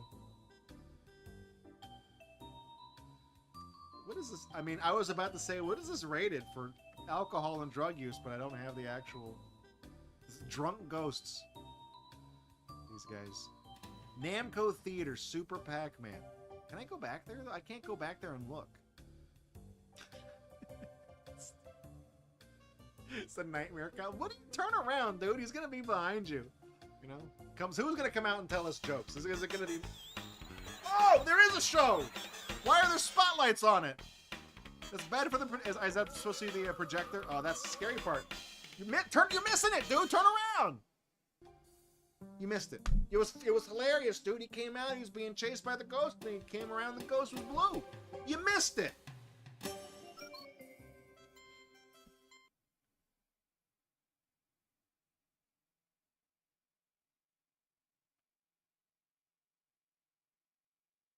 That's a cool memory test. Yeah, they do look like dots. They do look like the dots candy. Little gumdrops from the back when you look at them backwards. All right.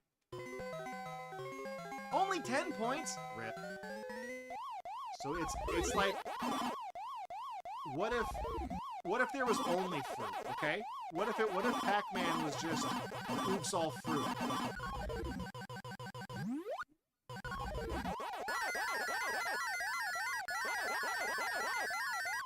Man, there's a lot of annoying sounds in this game.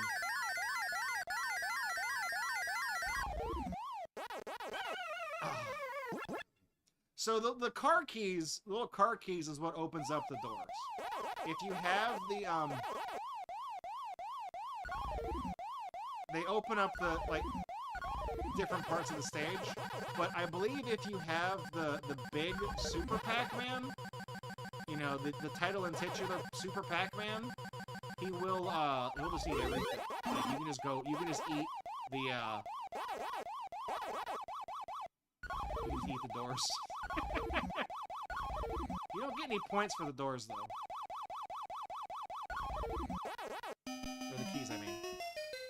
And see, the thing, my gripe with this game is that it's not very difficult. I mean, I guess it kind of is.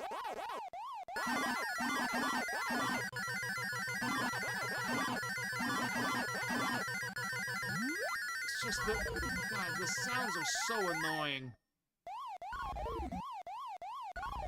Just an awful sound.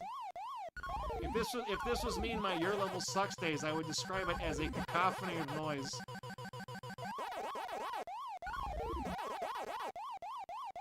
You know, props to them for trying a different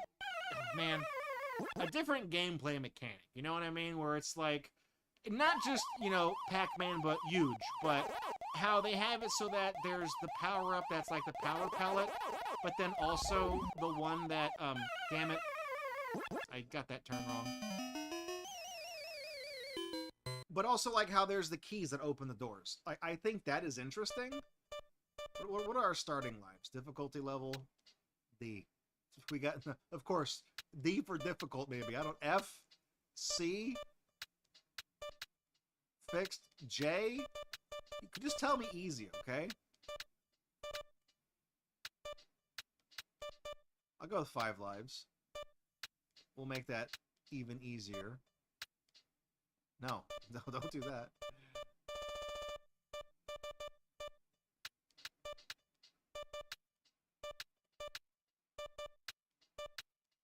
I don't know which of these is easy. I don't know. I'm scared to play with it too much. Let's try that. Let's try it again.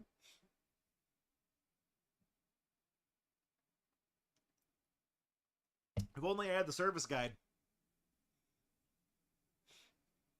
Which, of course, the dip switch screen on the museum is similar to what if you pop the case open, the back of the cabinet on a real thing. It's a kind of like, you know, that's what you would see something similar to it. What I like about this little title screen, though, is that the new mechanic of the keys that open up parts of the stage, it's conveyed to you very well on the title screen. I kind of button mash through it because when you put a quarter in it, it covers it up.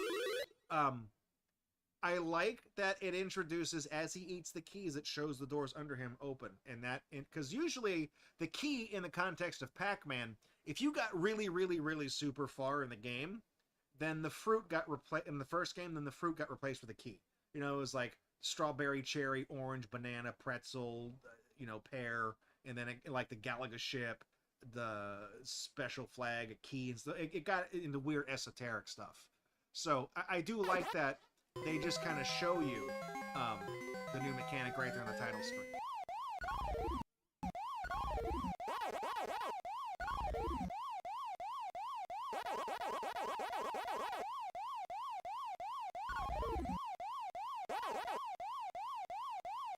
The one thing that I did like that they added to this game, behavior-wise with the enemies, is that if you watch, sometimes the ghosts will like... Oh, damn it. I was trying to go up, talk at the same time. Sometimes the ghosts will like fake you out. The AI, all the ghosts in the original Pac-Man game, they do have their own... God, that's so loud. They do have their own logic. You know, they behave a certain way.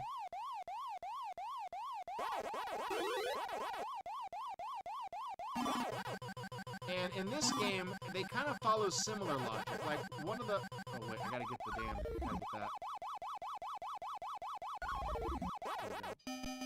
So, like, the red one always hunts you out. The orange one is random. The pink one always moves to, like, a space that's, like, slightly behind Pac-Man. They all have a different behavior. And they kind of do the same thing here. But it is interesting that they have new behaviors, like the little fake out that they do, where they will come at you and then just like stop moving.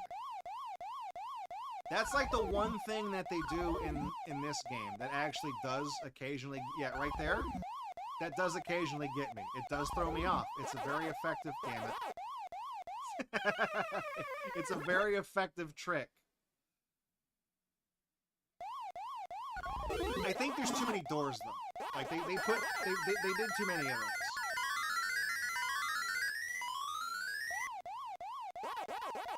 I can see what they were... Damn it. I can see what they were going for with the idea, with the new layout, with the doors and stuff like that, but it's a little much.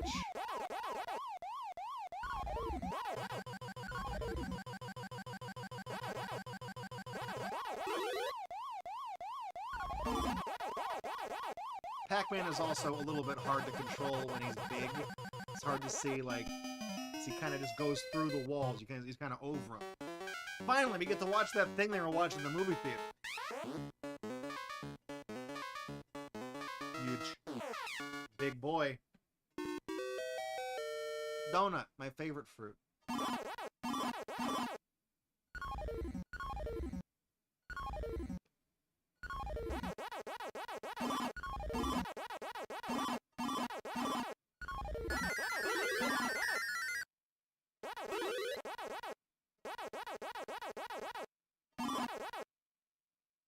was gonna say it's timed, I think. It's in the center. Hamburger. My second favorite fruit.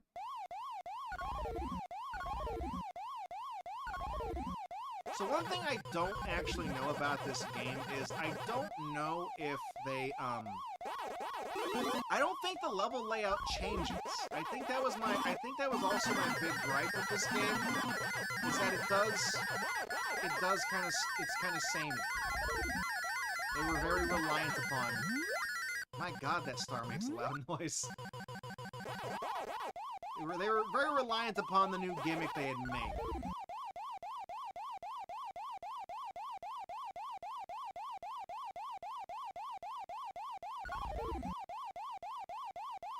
Knock it off, dude.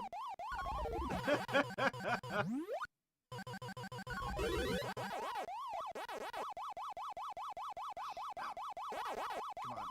Oh! Okay, got it. Whew. I get into it sometimes. Like, I don't... Was that an egg? Egg is a fruit, right? That's a fruit. Boiled egg or a fried egg, that's a fruit.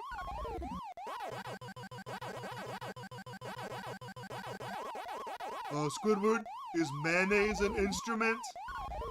No, Patrick, mayonnaise is not an instrument.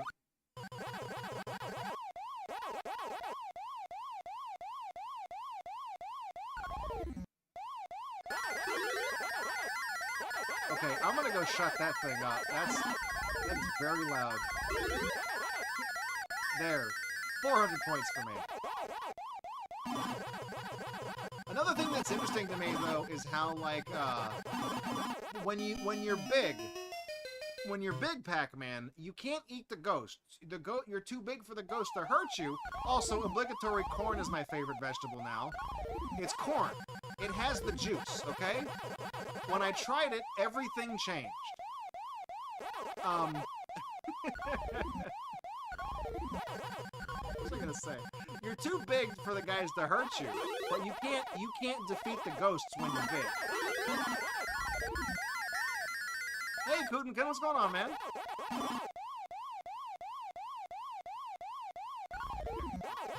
Grab that. Oh, I guess I could have gone in there.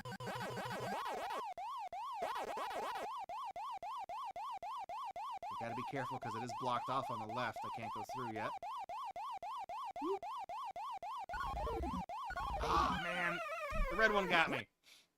I was kind of hoping they would all fake out the same way. I don't know if they have the same behaviors in this game as they do on the other Pac-Man game. That's the one thing I don't really know. Let me in. Oh, let me in. I suppose, like, the level map doesn't change, but I think the, I think what doors the keys open do. The corner keys, I think... Oh my god, you thought you had me, but now I'm even huger. Even bigger. Shoes! I love shoes. I love eating shoes. End quote. A dog, probably.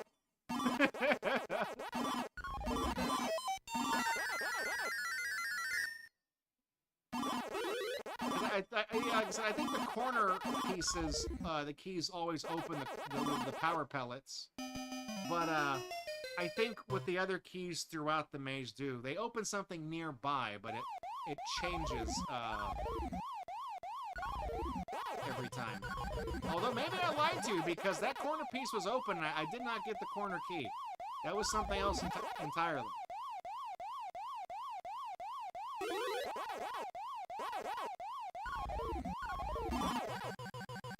That didn't last long.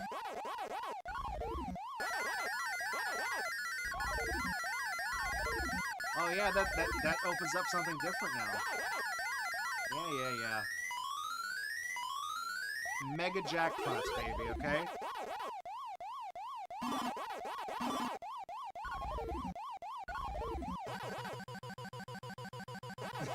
Yeah, the Namco Museum. Oh, I'm dead. The Namco Museums were something else. Like I said, these are one of the best-selling, not the best-selling, but one of the best collections of like classic arcade games for the PS1. Back when these were out, like they were. What was he doing? Was he like vibrating, like trying to phase through matter? But yeah, these were a great deal.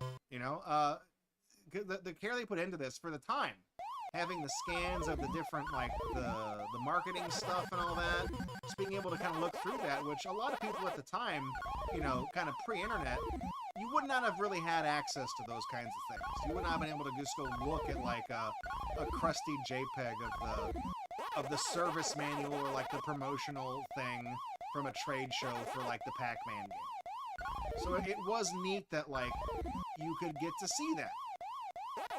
And then play the games too. And listen to the music and look at all the sprites.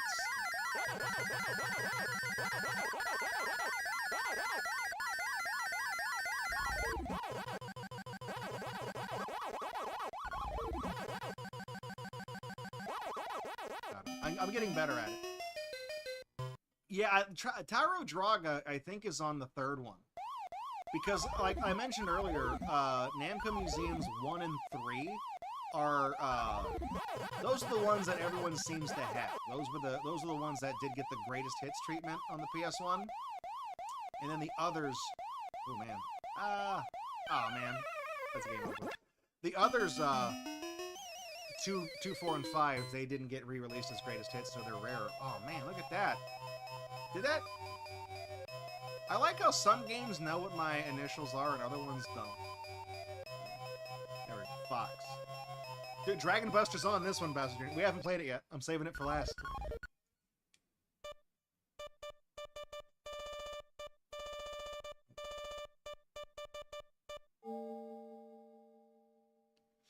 Dragon Buster, yeah, I thought Dragon Buster was in one of the later ones too. I didn't think it was in number 2.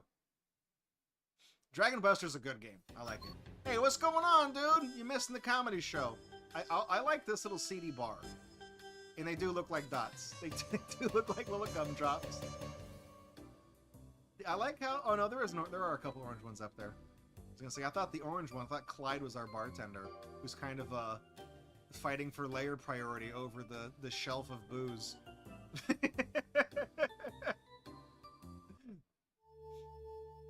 So, Bowser Jr., when you say you love Dragon Buster, would you say bustin' makes you feel good? Alright, we're going over to Xevious. Take a look at this bad boy. Xevious is an interesting game. It's kind of important to Namco's history. I'm not very good at it. But it is a very, button, no longer available. For sales promotion only. I could have thought, dude. I thought maybe I could have sent in a coupon code from this. There were dice inside. Why? But it's a little keychain of the ship, but why is there dice in there? What? How many? At least 2, because it's plural.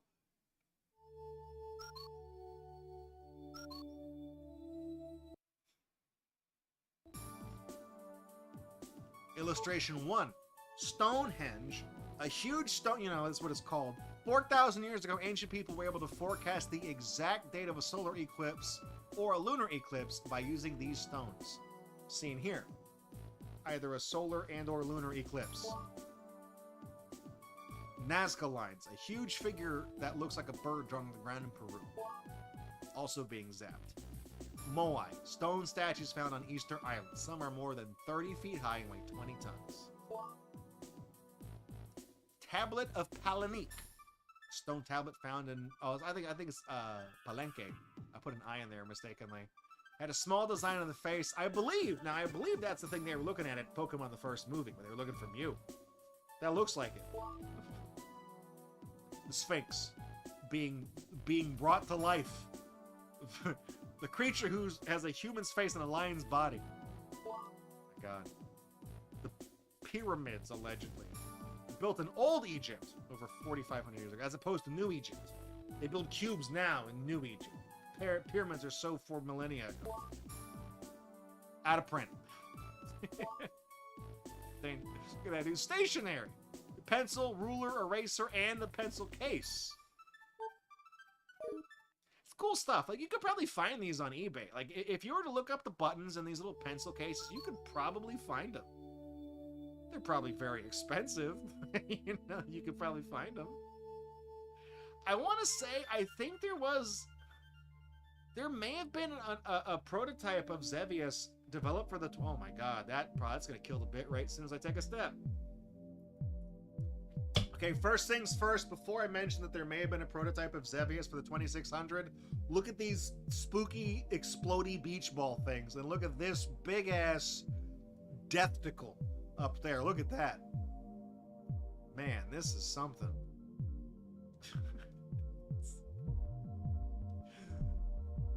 It's a cool little room. I like the room. This is very, I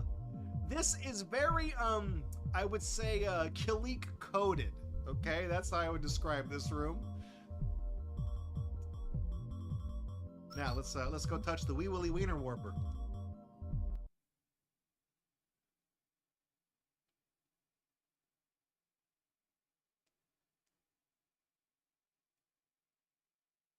Very cool memory test. I'm just a sucker for like the way the code is interpreted as like visual data like that. It's supposed to look like garbage. It's just writing random, or not random, but it's writing the same process of bits to memory to make sure that everything works. And it might look hardest. Easy. I want it on that. I want it on game journalist mode, okay? So I just told you I'm not good at this game.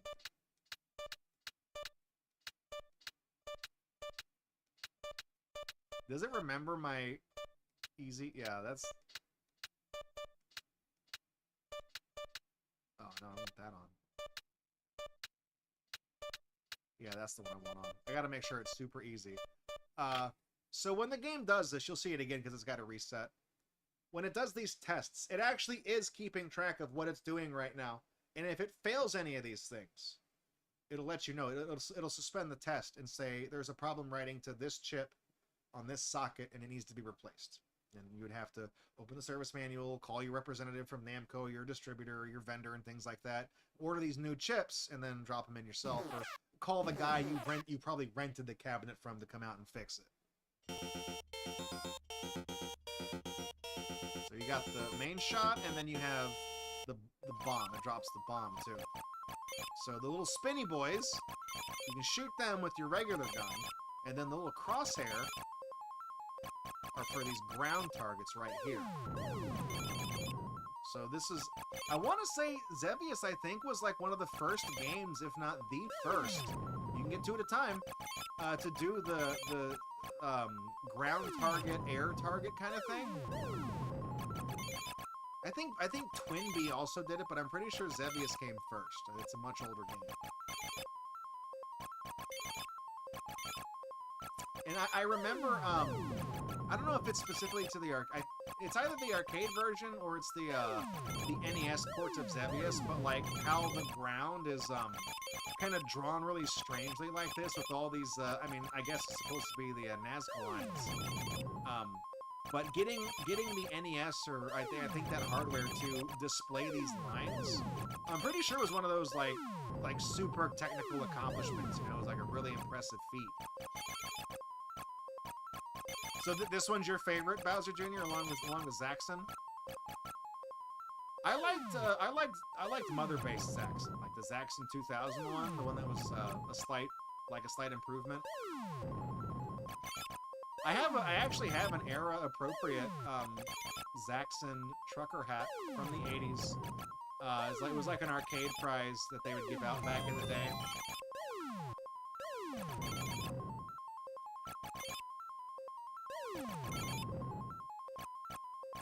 Tower of Draga, I actually literally played Tower of Draga with Steel Pinata, who did some of the guest hosts these past couple months.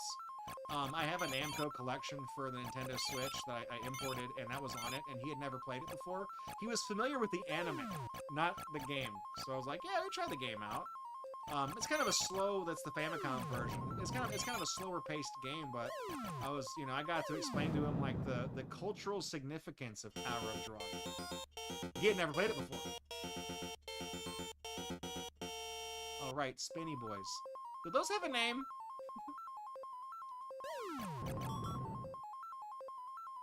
I'm playing Xevious. I'm not playing Klax. Get out of here. Yes, the Tower of Draga for PS2. I have that. That was like the dungeon crawler, like it's almost like a shuffle dungeon kind of thing. like the Pokemon Mystery Dungeon games. I found that one. There we go. Whoops. I was trying to go in that. You either drop a bomb on that or you can shoot it.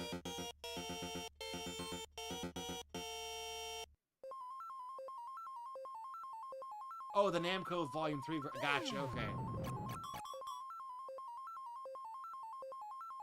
Yeah, because there was a, I guess, a remake of the Tower of Draga for PS2. I think it literally is on my shelf over there.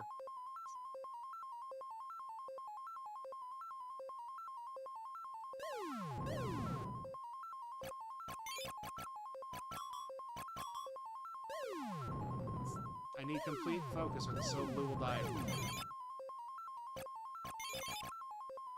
I do recall the Game Boy version having some quality of life things, like little health bar. There's the mask points. I don't know if those are in the NES game. I know they're not in the Atari one. Xevious was one of those games that, like I said, getting it to work on certain hardware was because these non-standard shapes they make with the on the ground, because a lot of early systems were like sprite-based with how they drew graphics. So, you know, being able to like imitate that to get that authentic arcade look on certain hardware is actually a pretty difficult feat.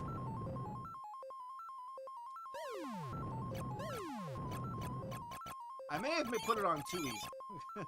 I'm better at this game than I guess I thought.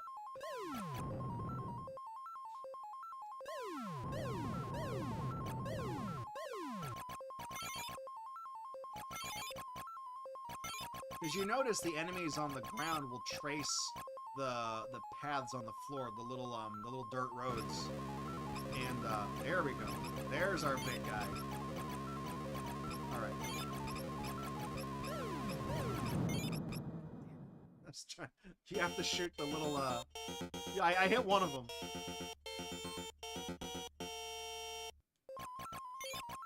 But yeah, the ground enemies will follow like that little path right there. So getting them, you know, obviously that the ground path has to be there. That's part of the experience. That's how you can tell the route these enemies are going to take, and that's how you can anticipate, you know, where to shoot the little bombs so you can hit them and get the points. So getting those to run right was you have to have it. Otherwise, it's damn it. Otherwise, it's not Xevious. You know what I mean?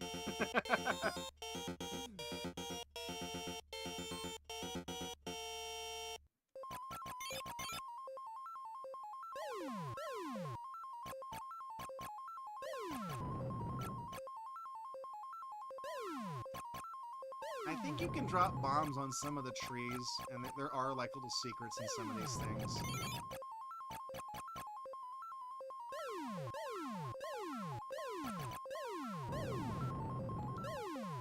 Oops. Oh man, thread the needle. Okay. I'm gonna see if I can beat this boss.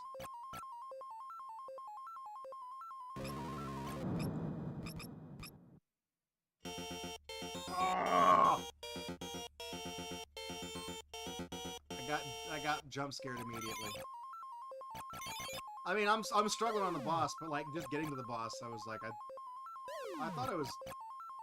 I mean, clearly I'm bad at the game, but getting leading up into the boss, I'm a little bit better at it than I thought I was. I remember one of the first times I actually ever like really sat down and like played this game to like try to actually understand it. I was at the Sega GameWorks arcade in Las Vegas. This has been like 2001. It's been right after the turn of the millennium. They had one of these cabinets there.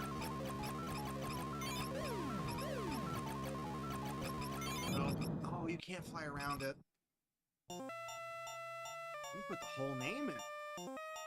You know who it's gonna be. You know who it's gonna be.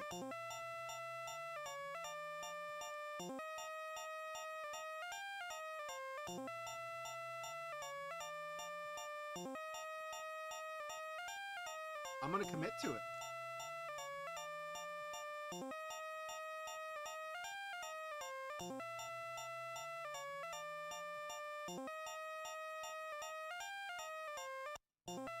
Yeah, you gotta loop that music. We gotta put in the Pooptown name.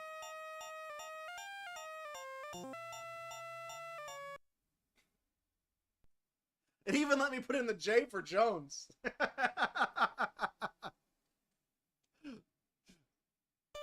All right.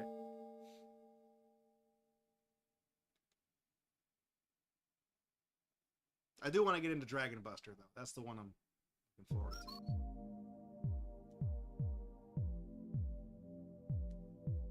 Oh, it's got like a little, yeah, it's like a little teleport thing. That's cool. Beam me up. Let me see something. What do we got in here? I know a lot of the sprites here. Toroy, Torque. Yeah, we learned all these names. Zoshi's here. Zoshi's competing, Mario. Zakato, brag Zakato. This is Zakato and the cooler Zakato. Bakura, like the Yu-Gi-Oh guy. Logram, Domogram. Bara, Brabda. These have great names. Soul. Soul 2. Sheonite. Sheonite. Bragza. Yeah, the special flag is in this game. You get big bonus points for getting it. There's a Galaxian ship, too. I think that's an item. The Galaxian ship is an item in this game. Let's see.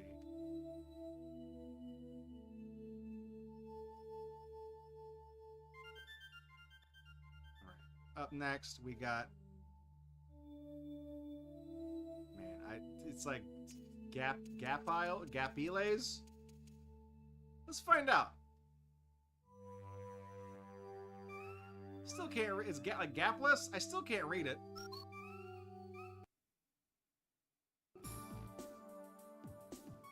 Gapless. What information could you possibly convey to me on this?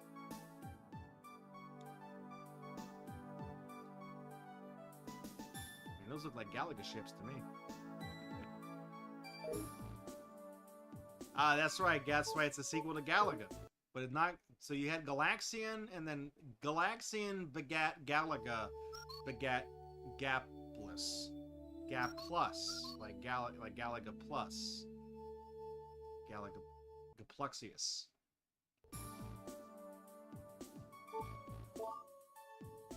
That's why the bugs were in the opening credits, and we blasted them.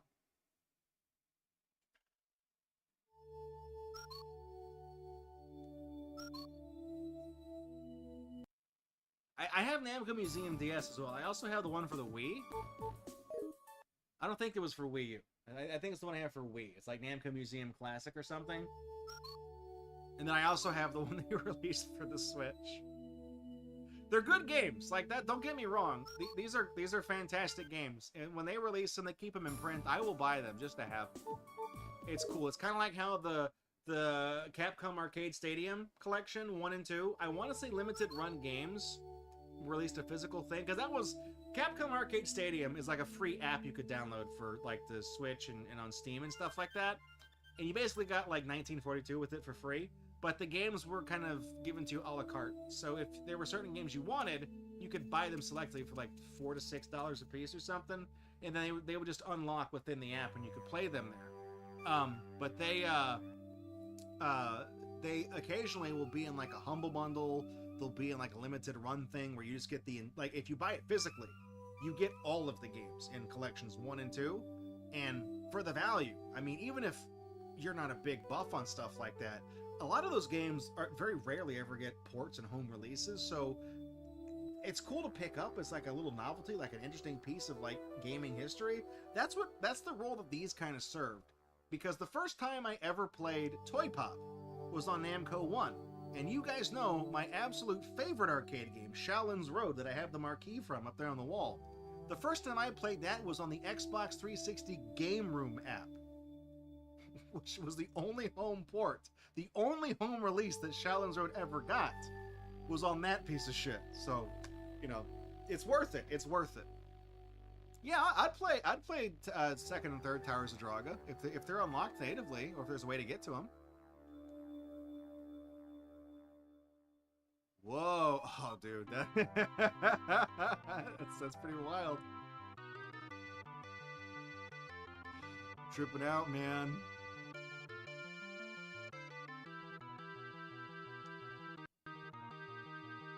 You can like walk around the whole ship and look at it. That's cool. That's cool.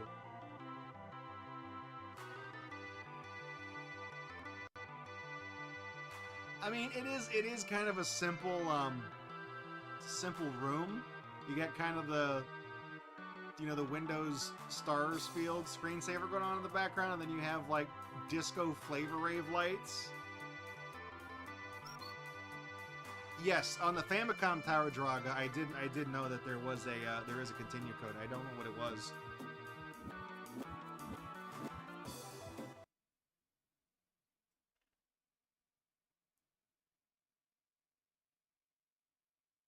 Let's see this boot sequence. Starfield. So this grid right there, all of them do the grid. You might be wondering what that's for. That's for checking the alignment of the picture on the tube TV. Very quick boot up sequence, very simple game. The grid, I guess it is on the, yeah, that's got to be easiest then. So the little boot sequence that they do, with the grid, that's to check the alignment of the screen. So if the grid is off, you won't see a complete border on one of the squares. It would be slightly cut off. And you would be able to adjust the setting of the cathode ray tube specifically to adjust the alignment of it so that you can see a complete picture on the tube TV. Because they run all the time. And it's weird because, like, those old tube TVs, some of them that were used in arcade games like that, they do shift, and the alignment, they do eventually, like, it's weird. There is a certain drift to them sometimes. And you just have to check during the startup, because that's the grid is where the game was going to display. So if part of it's cut off, then part of the game will be cut off too. And the players won't be able to see that. I definitely got to do this. 5 lives. Absolutely. I didn't know there was a continue code for the arcade version. So that Starfield, that just goes like that, that was the whole boot test for this game, apparently. Very interesting.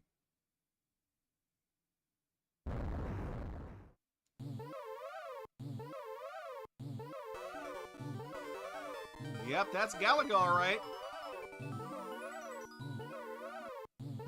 Why are we still... Okay, Parsec 1.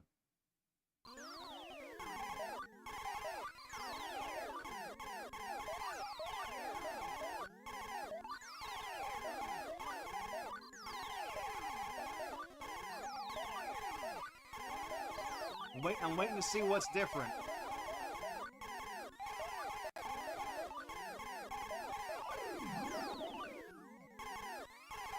Oh, they send out more guys until you get everybody done? Ah, damn it.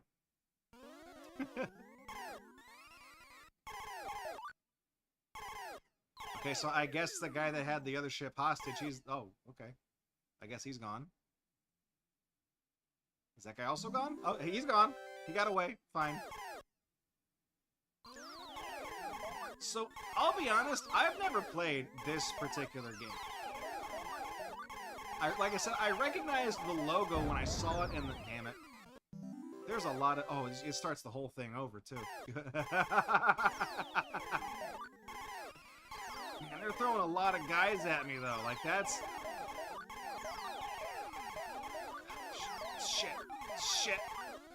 Okay. That's pretty crazy. Okay, there we go. Okay, I didn't get the ship. I guess you have to shoot that one when it comes down, too.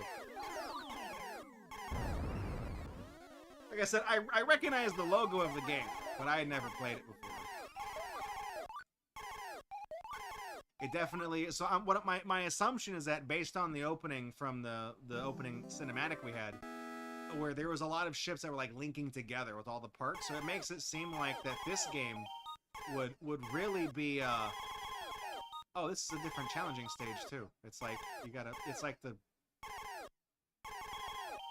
the bottles from Hogan's Alley or whatever. What am I spelling out bonus? I guess so. B. That's as far as I got. I think the game might be based around the mechanic of like upgrading the ship. Instead of getting like the double ship in Galaga, we're flying backwards now.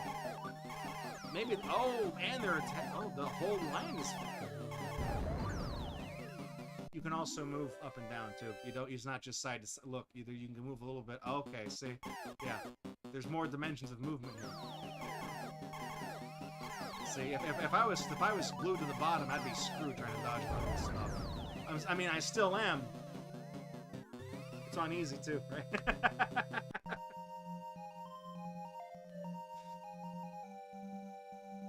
So I'm thinking, yeah, like I said, the original Galaga, you can get the double ship. This one, if you get the other, like, say how it assembles, if I want to see if we free the other ship, if, like, we get a bigger ship. Like, it connects onto us. Because even in the waiting room, the little lobby for this game, there was, like, the big, ship that's, like, all connected together with, like, all the pieces. So I wonder if, like, you just get more firepower and stuff. That'd be pretty cool.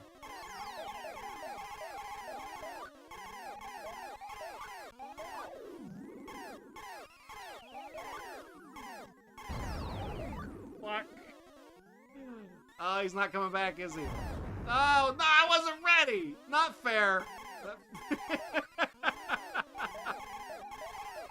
Whatever.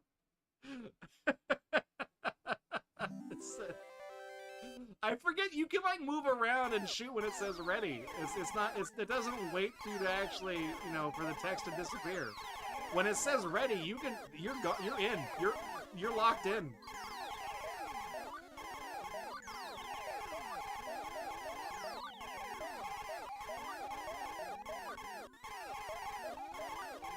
Okay. God damn it, dude. I'm just... Okay. He's still there. He's still there.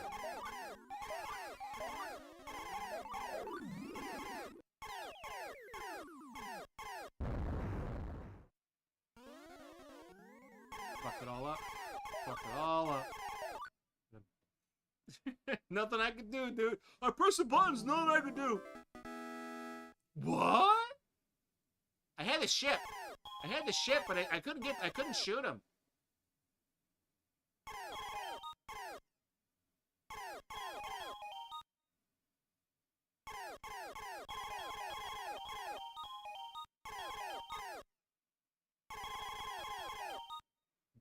B. Solid B right there.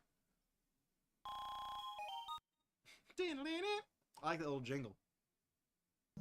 Very inspirational. Okay.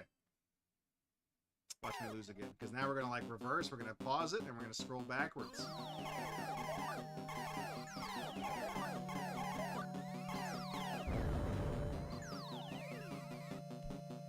I want to upgrade the ship. I want to see how that works. I'm dead. I want to see what happens when you free the other ships. I'm convinced you get to, like, Voltron it up. And get, like, a bigger ship that... You probably still just shoot 2 bullets or whatever, but it's probably really cool.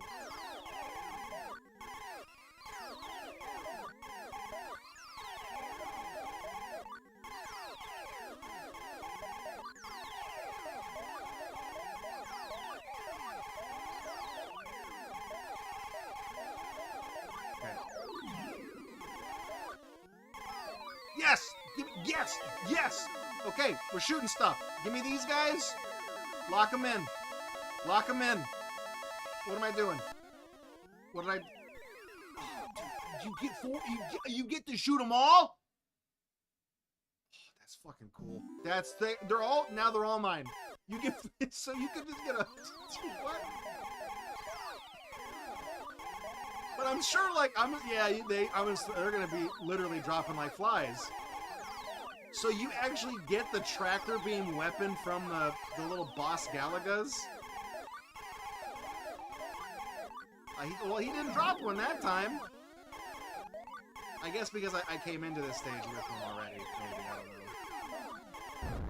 know. Okay, that was cool. I'm glad I stuck around to see what that did. Because that was like, it wasn't just like the Voltron thing. You get to command the whole fleet.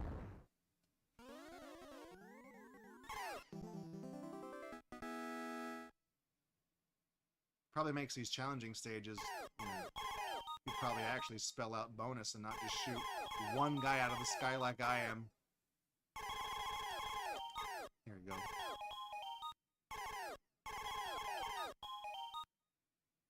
B.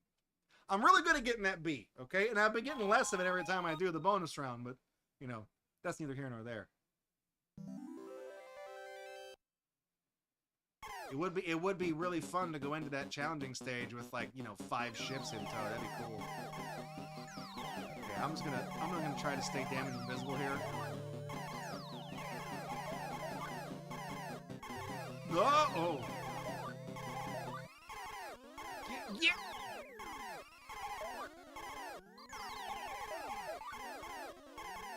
This is it. This is breaking new ground here.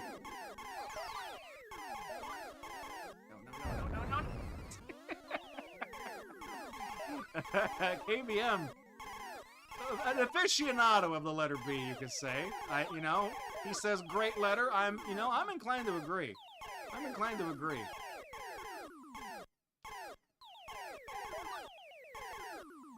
This guy, here. If I do, there we go. I had to type that in just for you.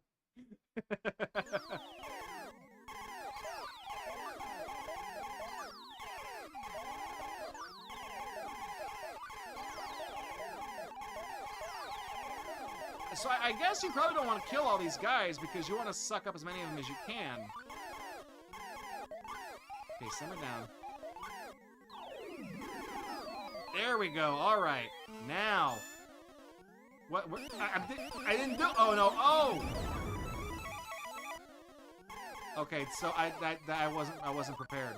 I was waiting for the tractor beam. That gave me 2 shots. So that was like an upgrade from the first game, but instead of having 2 ships side by side, you just got 2 shots. That's cool. I was waiting for the tractor beam, so I was like, oh, what do I do? Oh, what? I have an item? Okay, shit, I'm dead. I like it. That's kind of my first interactions with this game, aside from just, like, seeing it. So I knew Galaga had a sequel, but I just, like, it didn't click until I played it. I started seeing the artwork. I'm like, oh, yeah, those are the Galaga guys. Saving, don't pull out. We got the one more game that was called like Gotcha'd. Banlanet. Then we'll do Dragon Buster.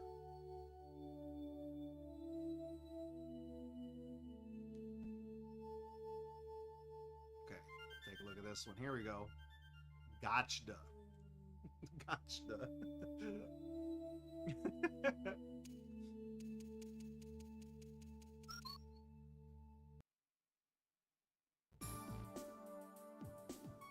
The same illustration was used. What is this? What is NA? The same illustration was used for the poster?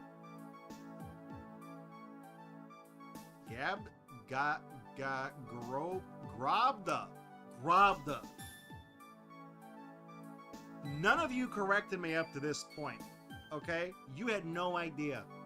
You had no idea it was Grobda. That's like when we were playing the bootleg Famicom games. That's like when we were playing the bootleg Famicom games, and there's that game Thexter for the Famicom, and I thought it was Chex-Dez because of the lettering. I was like, what the fuck is Chex-Dez? It took most of the stream for somebody to go, oh, Draco, it's called Thexter. You didn't know either, okay? You didn't know. Grobda, isn't Grobda what the bad guy in the Forgotten Ones calls you? No, that's Babushka, right? Babushka is Russian for grandma. The character's name is Grabushkina. But it just sounds like they say Babushka. It was a thing we did. I like the pop cards though. What is this game? It looks like a tank game. I have no idea what this is. See, this is definitely one of the B-sides that you would get on this game and not knowing what it is. Like knowing the ones that are in the collection so far, I would say Mappy is probably the big draw.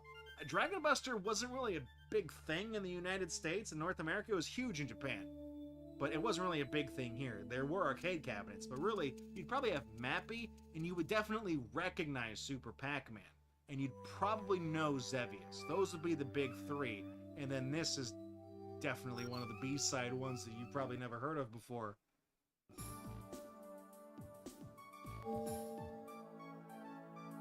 Yeah, they did use the same art for the poster, I guess. They just moved the logo.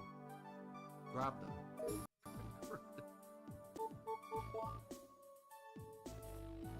I'm going to the store. Do you want me to grab you anything?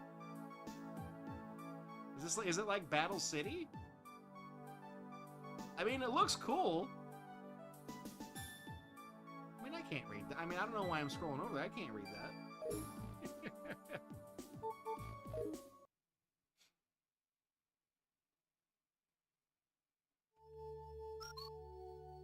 This might be one of the ones where I actually read the how to play. I'm gonna look at this. I don't know what this one is. I gotta get the deets. Destroy all enemies in the arena with your beam or shield. Okay. Grabda, one of the characters that appeared in Xevious. Oh yeah, that was one of the enemies.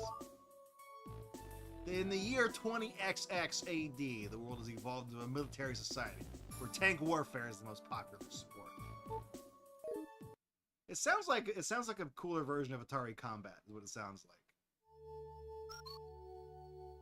Let's see what we got. See what it is. Very cool. Nice little warehouse. We got boxes. Boxes, unsold copies of Grabda, okay? Destined for the New Mexico desert landfill. Just can't get rid of them. Oh, it's like a little crane up there. That's cool. This is very Bubsy 3D goes to the museum energy here, where they just have like the boxes that are labeled art.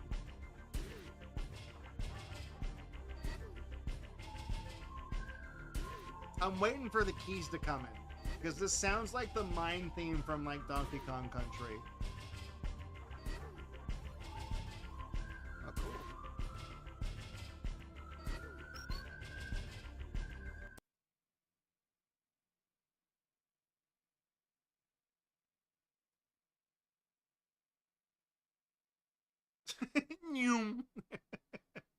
Q, Q, Q. Nippon Q, Q.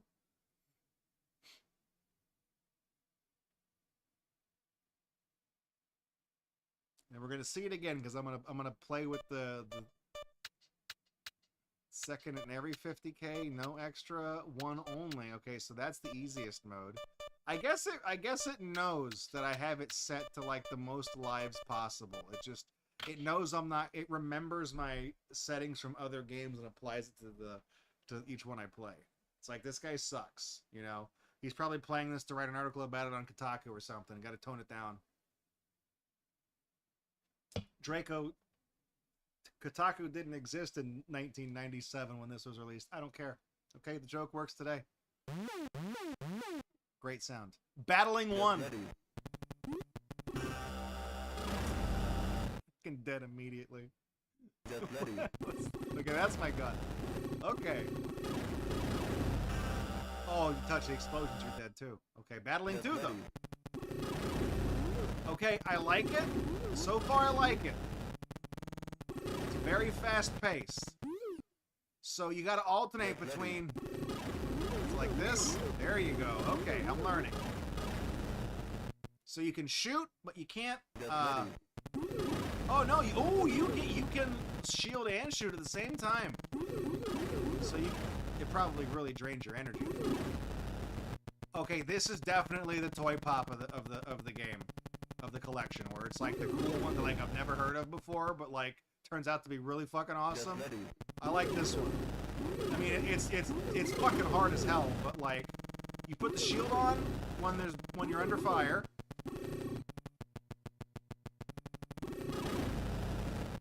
And then you laser him when you get a clear shot at him. Skittles tank, yeah. Like, shoot, taste the rainbow, dude. Ooh, okay, that guy. What's his deal? Do you need like sustained fire? Yes, he does. From downtown. If this was a re-release on the Xbox Live Arcade, that would have been an achievement.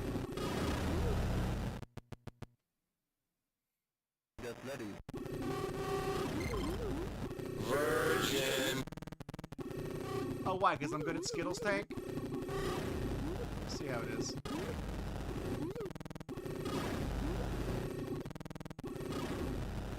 I've gotten, you can see I've kind of already gotten the hang of it. This is a good one.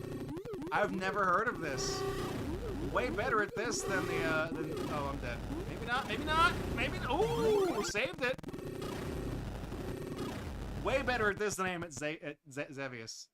Also, yeah, I'm with you, Fanjamon. The bit crushed, oh, man, they got me. That bit crushed, get ready. Big fan. It's very, it's very, Space Harrier coded.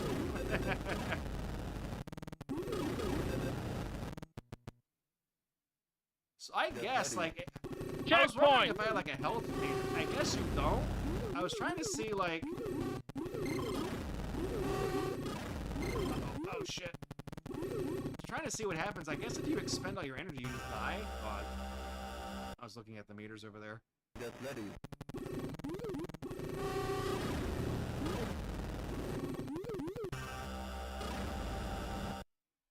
night, Zahando. Thanks for tuning in, man.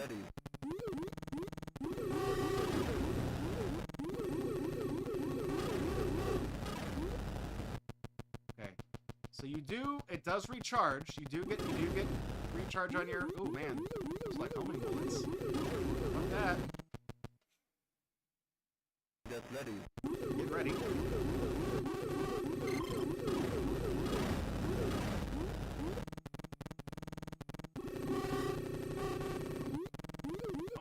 Oh man, I'm gonna get shot.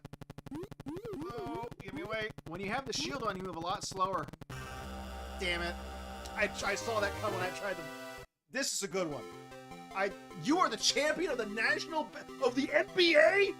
Oh, Kobe! 3 points, that's what I'm talking about. 4 points! We just got a triple-double, baby. Who knew I could ball?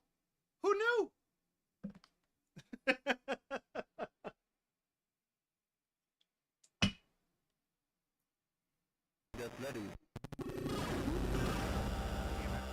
thought I had that guy. I got my ego filleted when it said I was good at basketball. There you go. Finally, the hoops emote gets some use. One of the few animated ones we got. Ballin'. We fly, no lie, you know it. Ballin'. Oh, that's what NBA stands for. Yeah, you didn't know?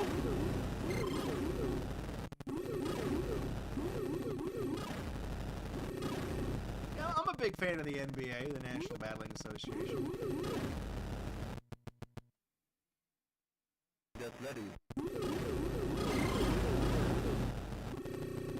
Uh-oh, uh-oh.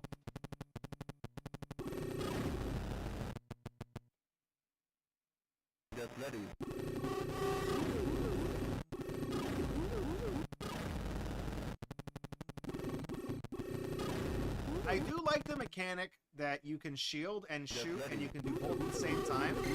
But like if you do that, it like really drains your energy. And when you have the shield up, it also makes you slow down. So you can't just like, you have to like, man, you got me right in the ass. You have to be like tactical with how you use your shield. You can't really use it to be evasive, you know, because you won't move fast enough. The enemies will stay on you. And then also, if you drive over the carcass of an enemy, it will that also slows you down as if you had your shield up. So if you're driving over a dead enemy with your shield up, you're going nowhere.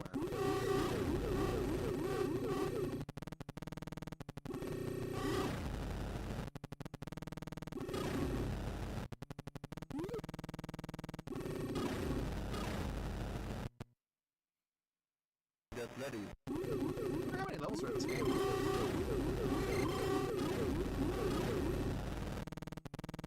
Shoot. I had that guy. Oh no! Okay. Just trying to recharge. Just keeping my eye on the meters down there. I got tagged in the butt. Get ready.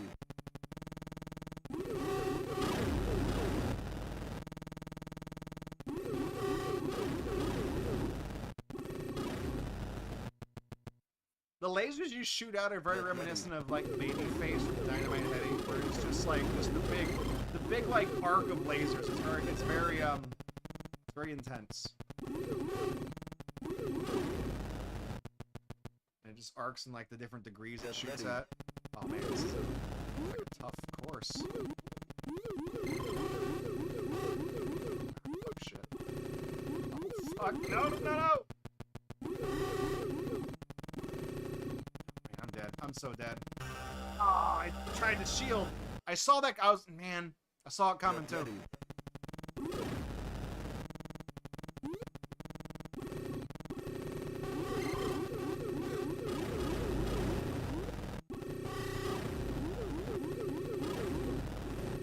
It seems like this would be a fun game to like remake. You could probably make a pretty fun adaptation.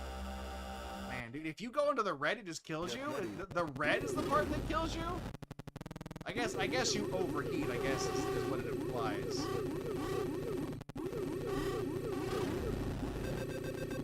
Nope. Oh, man, boy. That's a hard map. That's a really hard map. Dude, and once again, we are the master of the NBA.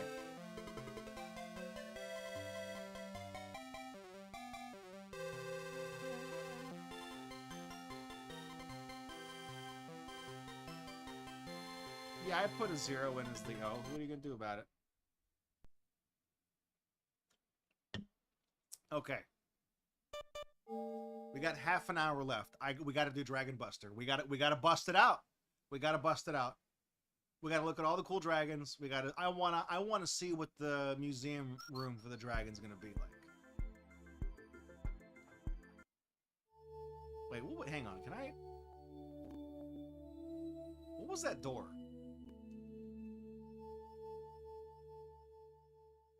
What is this exit? Is that just... Is that like a... What is that? Is that a scrambled graphic? I don't know what that's supposed to be.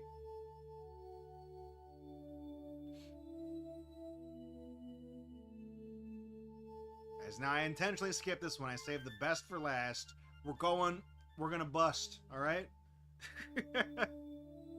Dragon Buster. I want to see all the dragons, alright? Show me them.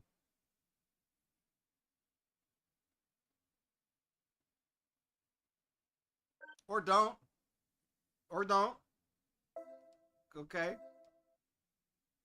What are we doing? Alright.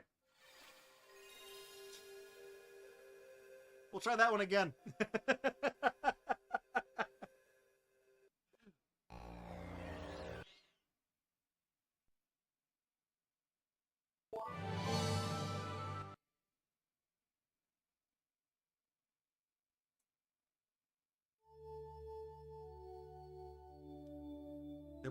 There must just be too much dragon data to decompress, you know? It tried to extract the file information, and it's just like, nope.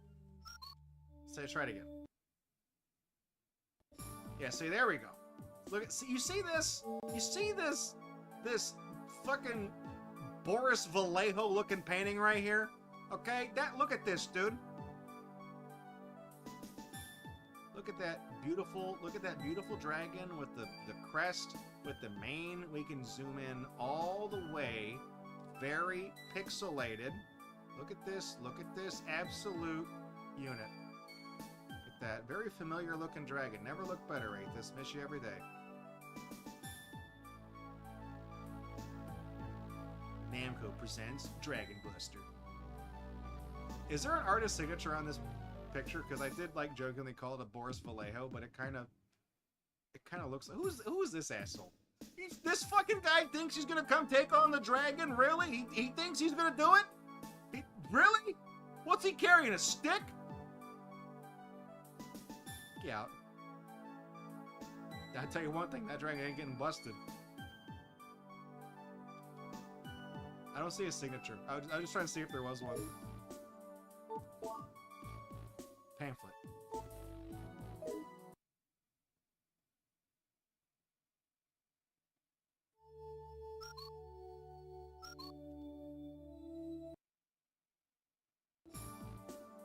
Look at that pop card.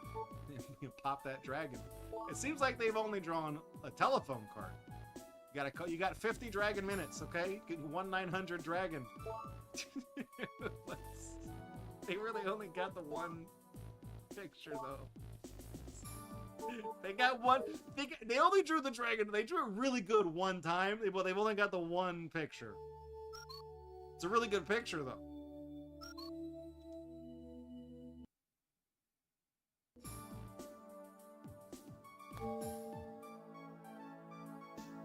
Enhance. Look at this special boy right here. Okay? This guy. Those are his rocks. So here, those cool rocks. You can't look at them. Get away.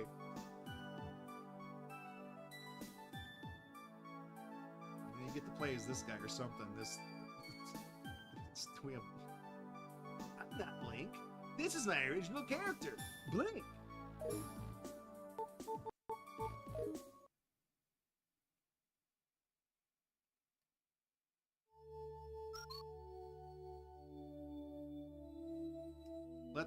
Let's take a look at the sprite viewer. I want to see these dragons up close. I want to see the uncompressed raw data. Clovis. I'm gonna be straight with you. I ain't afraid of a guy named Clovis. Link is already kind of a stupid name, but it's like there is a certain distinguishment of that. There is an air of nobility to the name Link. Clovis, however, this is the guy you're buying moonshine from on the street corner.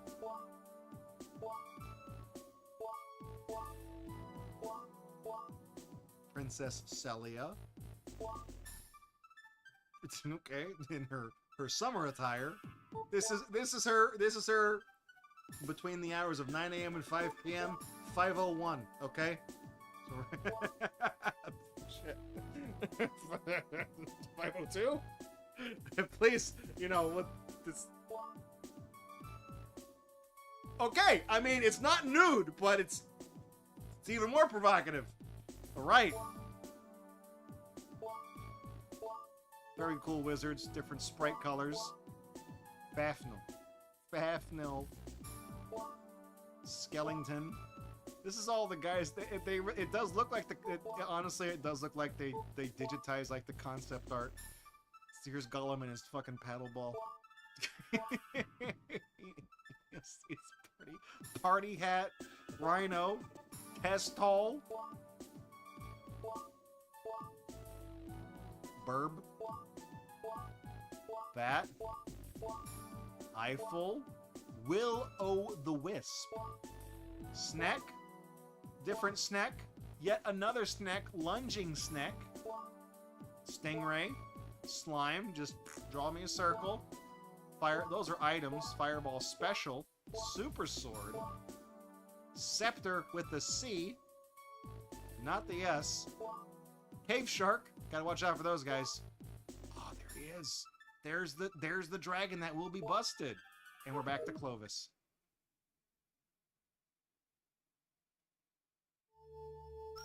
Alright. This is gonna be like a medieval area. Yeah, look at, there's the guy. There he is. Look at that cool guy. We're in the dragon's lair. I ain't talking about that Don Bluth game. There's nothing in here though, right? Like, unless, wait a minute, who's this? What's going on back here? Oh, that's the sword?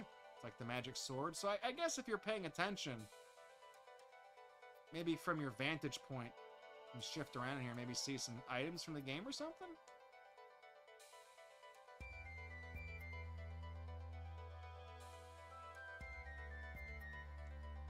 honestly, the more I turn around in this room, like the speed my character is moving at, this just feels like this room is virtual hide line just within the museum.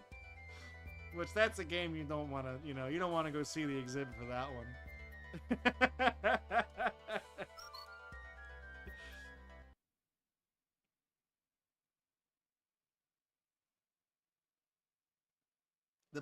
The bouncing butt mouse, Mappy, funny every time. Adorable. Love it. More of that.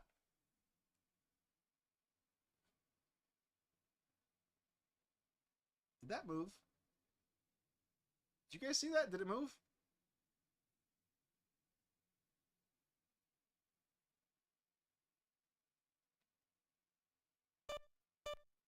Continue on. And you press L1 and R1. So this has a continue function. You turn it off. Vitality recovery, 48 to 60. So this is... Yeah, so it's got them all on the easiest. Time period when the cave shark appears. Okay, so it remembers that I want it easy.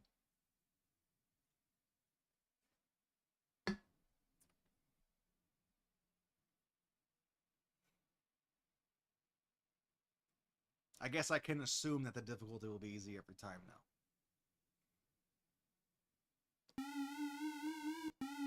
Here we go. Puts them in. Oh, it's gonna play that 13 times, isn't it? It doesn't just... Cops are coming. It's either the mansion's about to blow up in Maniac Mansion, I think. Okay, there we go. All right. Charge them up. 160 points, baby. Let's go up here to this castle. Oh, that was... Okay, up is to jump. Good, I hate that. Forgot about that. Oh! Nope! Oh!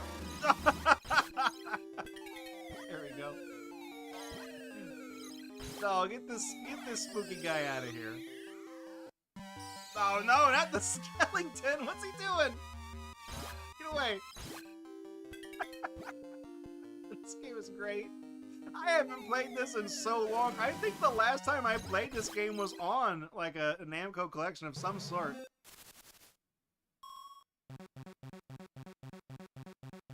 Going to the graveyard.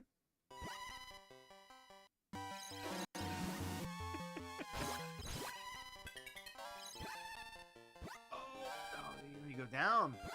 Got like a little maze here. Yeah, that must have been the Fireball special. I like how it... Okay, well, what's it doing? Am I winning? Jesus Christ, I'm not the type of person to be like seizure warning, but holy hell.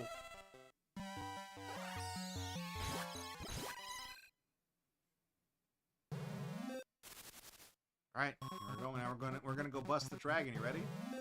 We're gonna go. That's it. We understand they've been dealing drugs out of here. Time to bust. Oh, look at him. Look at that guy. And he summons the birds.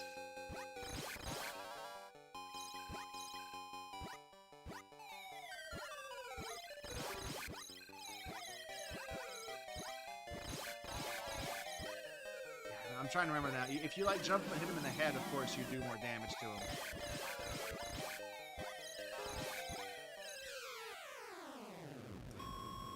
He's been busted.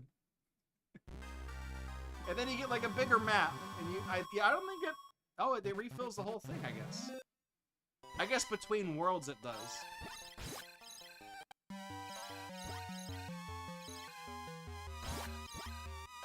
Man, it's trying to get the timing down is so jank in this.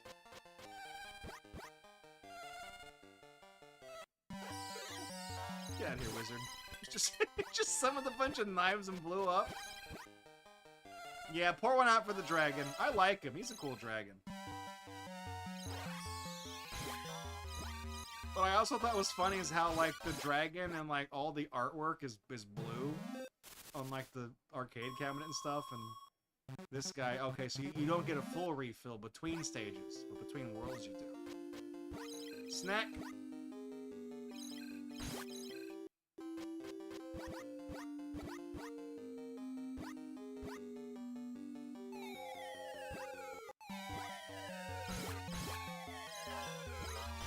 how do you, is there like a way to have like more range on your attack or something? Because it's like, how do you, I have no idea how you hit some of these guys. Okay, I'm just getting hit like crazy.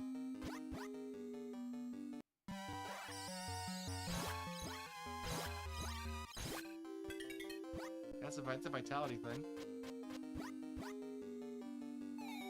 I wonder if this game has an end, because you can continue. Oh my god, dude. What is... Right, that's the exit. So you just keep fighting your way through until you find the exit. Let's go to the Emerald City. I guess we could have also gone to the giant dong on the map. That would have... Oh, dude. Wizard jump scare. Oh, so the mushroom is like an extended health thing? It's like the blue hearts in Binding of Isaac. Was that a permanent increase? So it's not like the blue hearts.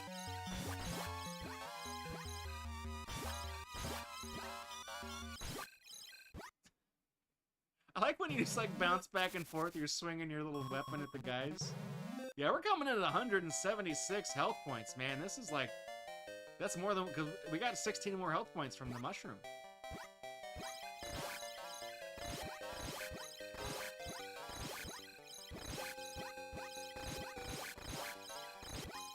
I think every dragon has a weak point that's specific to them, because like the head blinked red on the previous guy.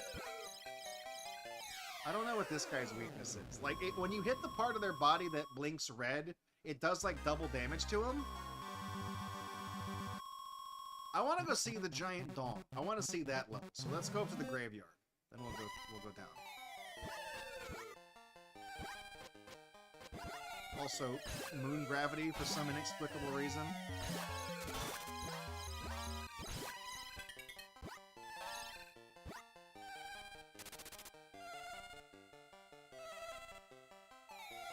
This walk cycle. Think you can get it inside mine? In the dragon, yeah.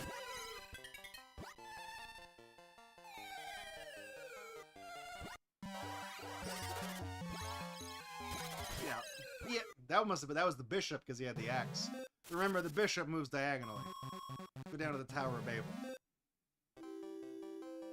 So there's probably an incentive for actually killing all the guys and not just exiting the stage.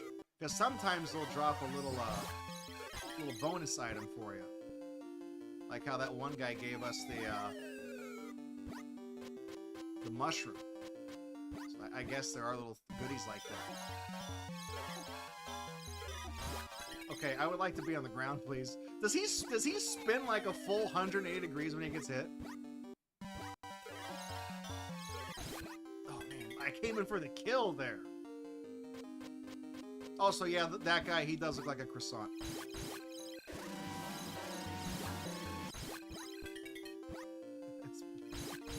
You gonna eat that croissant?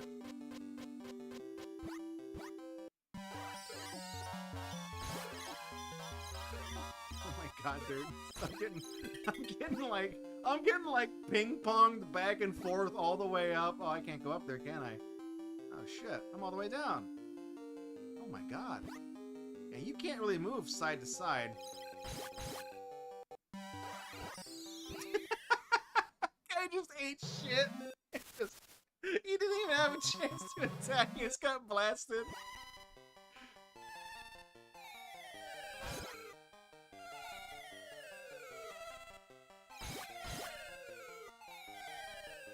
I'm gonna keep walking left.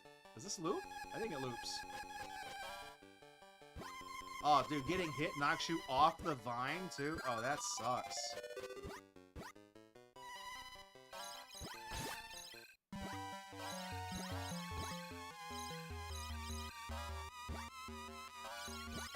Yeah, I can't fucking hit these guys. Okay, another mushroom. Extend the health bar.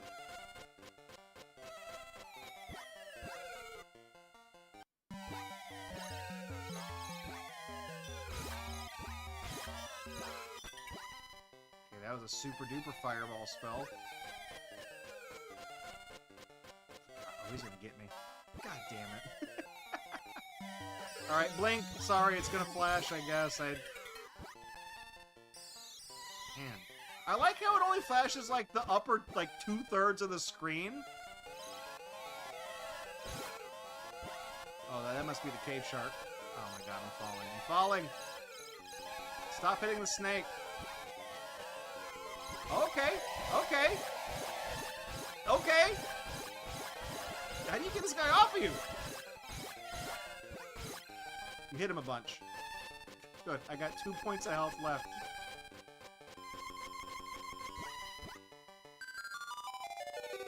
As if you dawdle too long...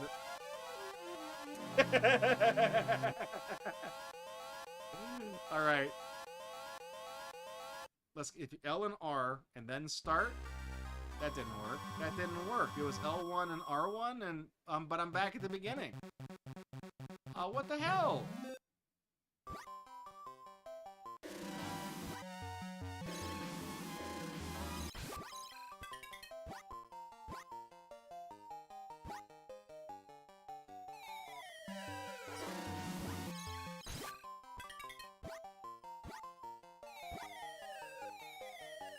That's what it said on the dip switch screen, right? I had it turned on.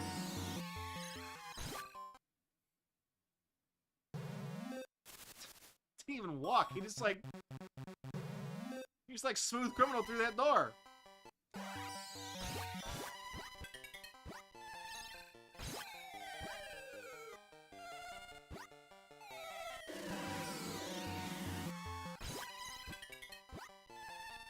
I think the next item I have is the big flavor rave attack, so...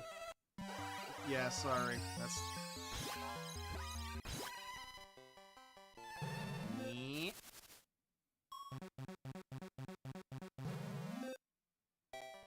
This is a good one. Here we go. I'm gonna jump up on a fireball in the face. Feel me? Barely damaged him.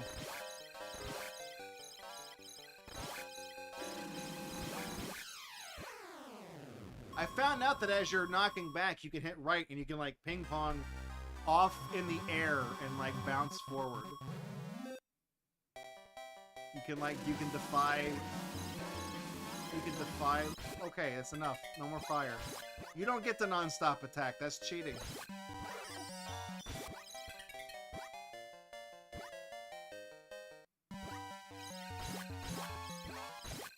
Like you can't. If you're falling straight down, you can't go left or right, but if you're being knocked back, you can intentionally, like, rebound in the direction opposite the one that you're getting knocked back into.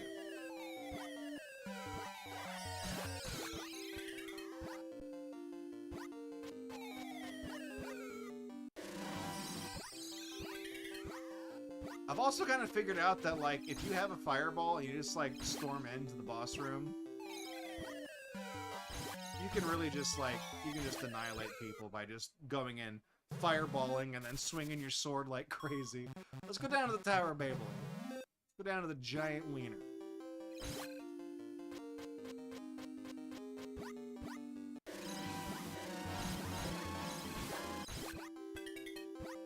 I'm trying to figure out, like, there's, like, a weird... It's almost like, there's not really iframes, but, like, you can, like... What is that? Oh, that's the scepter with the C. What does that do?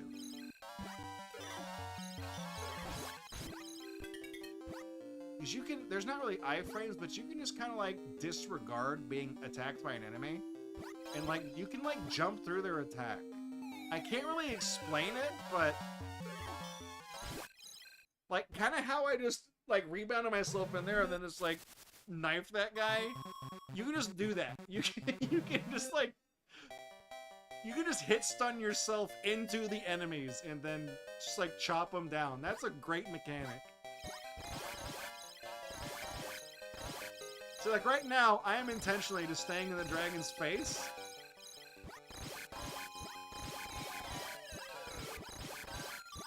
It's his right foot is his weak point. Did you see I hit his right leg and that blinked red? That was his weak spot. I feel like the levels are the same every time. Like, if you take the same path, you go to the same stages.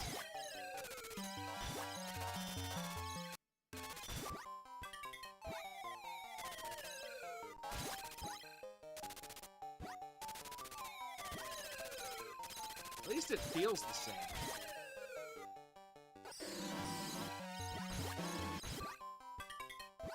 Are the gems just points?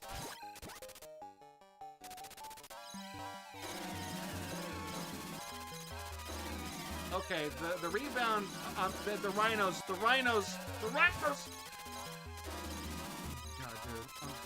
dude, I'm getting fucking Mitt Romney to death here. I can't fucking do it. Oh my god, dude. I couldn't even get on the ground.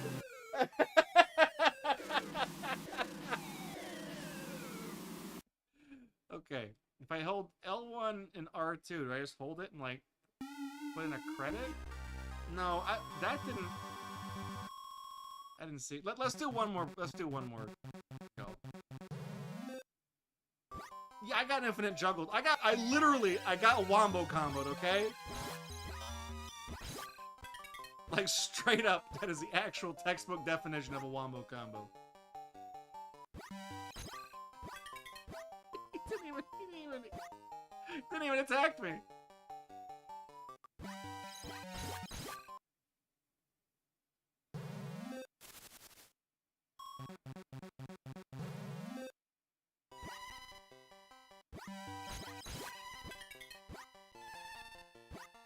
I don't think I have a. If I hold my, as I was trying to see, like if I hold the attack button down, I was trying to see like.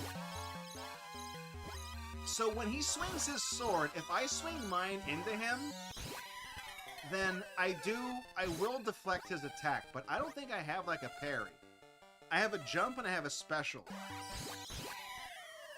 So I can jump, or no, I mean I can sword and I have a special because up is to jump.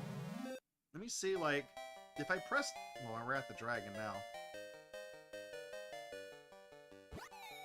Because I can crouch, but that doesn't,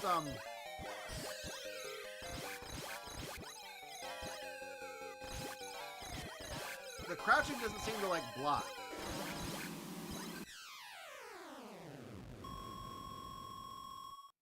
I wanted to say the crouching lets you, like, hit the snakes, but even then... You can just hit the snakes. Because, see, I didn't crouch for that.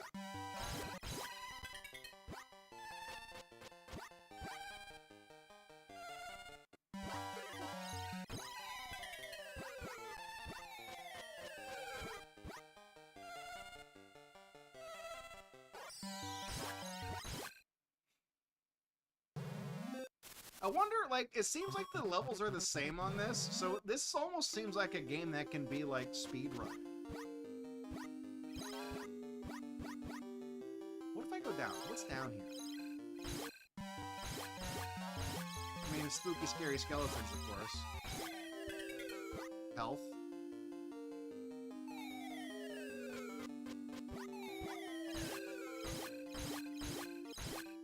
Oh, you can get the sneak on them? Like, you can go behind the enemies and...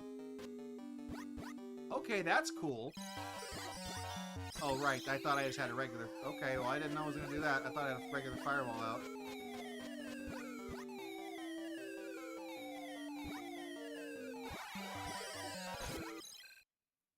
Yeah, because I snuck up behind the big lizard guy, and I got him in the butt. I didn't know you could do that. I just thought he would be turning to face you, like, no matter, like, when you went in the room, you know what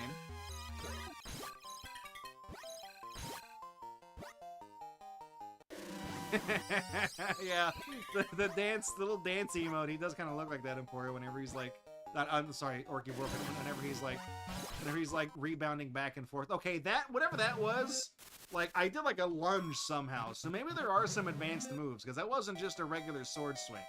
I definitely got like a power move off on it.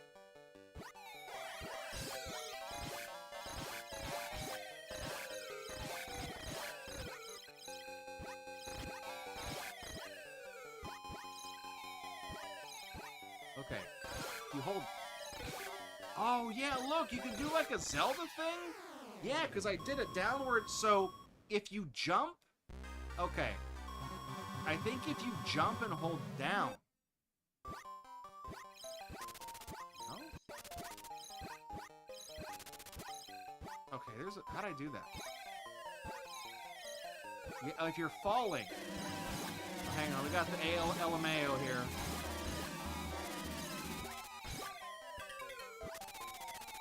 I noticed like if you jump and do like a quarter turn, like what? A jump and a quarter turn.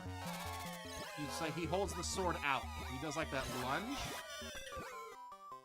We got a shield. That probably does something. I'm moving fast. Fucking Bishop, there it is. He's not having a good time.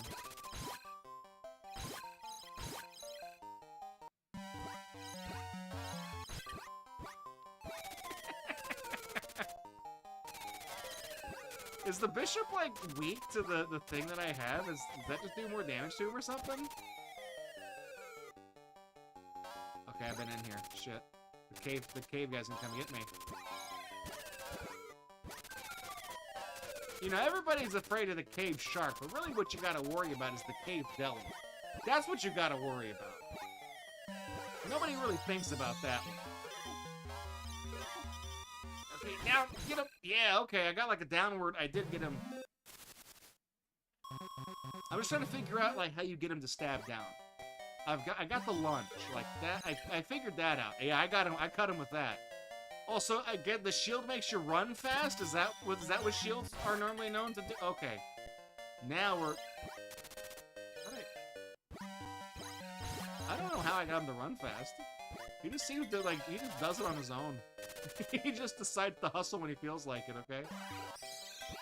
Oh, and the scepter. Oh, wait. Dude, is that... Hang on. Oh, just get him. Just fucking... I think if you double tap, I think he runs. So it's almost like... What game is that where you double tap? It's like every... Yeah, there you go. Look at that. Okay. So there's like a lot of mechanics in this I didn't know about. It's not so much double tapping, it's like if you're moving in one direction and then you press that movement again, then you just start running.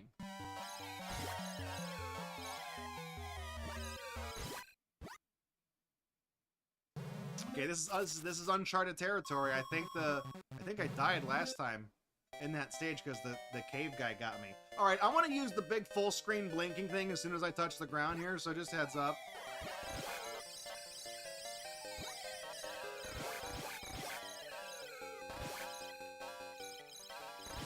Yeah, that wasn't such a wise idea because I couldn't see a damn thing. I just thought I was in there. I didn't do any. Oh, we got the princess, so that's like one loop. But she's not naked, so we didn't do that good of a job. You know, she's not wearing the Playboy Bunny outfit.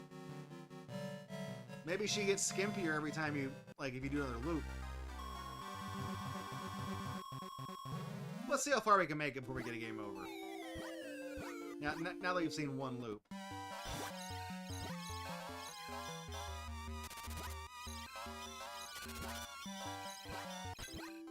There's definitely, there's definitely some advanced tech to this game, like knowing how to do, like, the forward chop.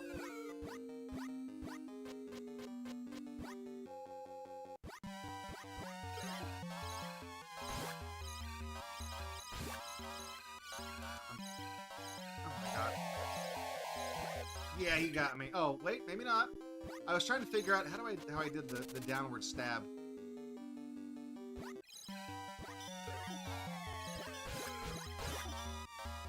Okay, this guy's got to be the exit because I can't get out of this room. I'm fucked. Oh, nice! I thought I was dead.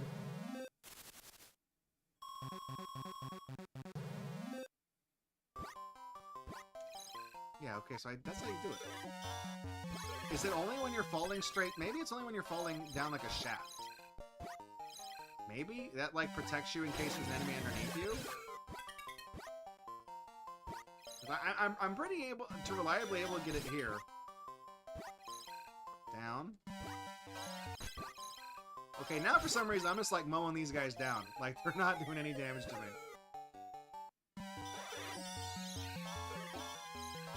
Oh, I think this witch has got me figured out. Too many knives! He's got too many knives.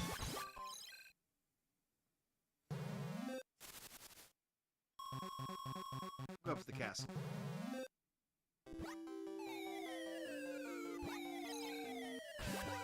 Okay, yeah, so see that I landed on an enemy there. Oh, the red potion hurts you. Okay, good. What a great item that is. Red means health. Come on.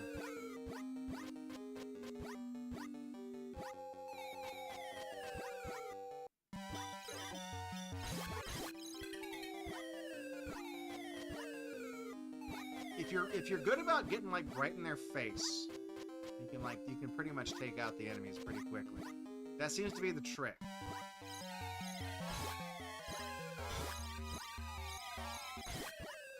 Okay, somehow we're at another dragon. It's gonna be the make or break.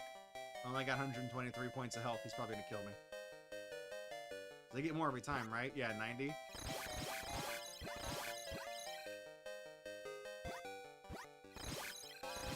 Oh, his weak point is his tail. His tail blinked red.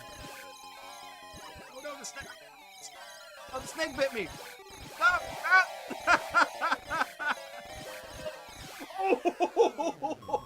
Oh man, it's great.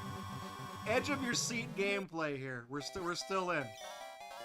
You got this stream never ends. That's it. This Gatorbox goes on forever. I'm just gonna somehow get a full 4 loops of this game. We're gonna see the Playboy Bunny Princess.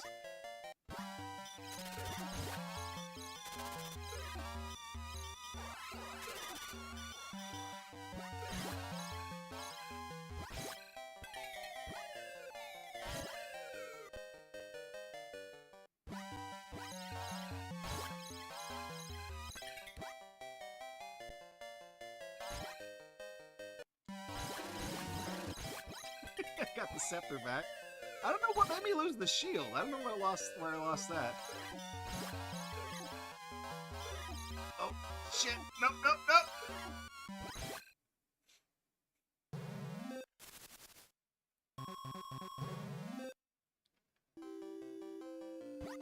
I just got like suddenly good at this game. I don't know how. Ooh.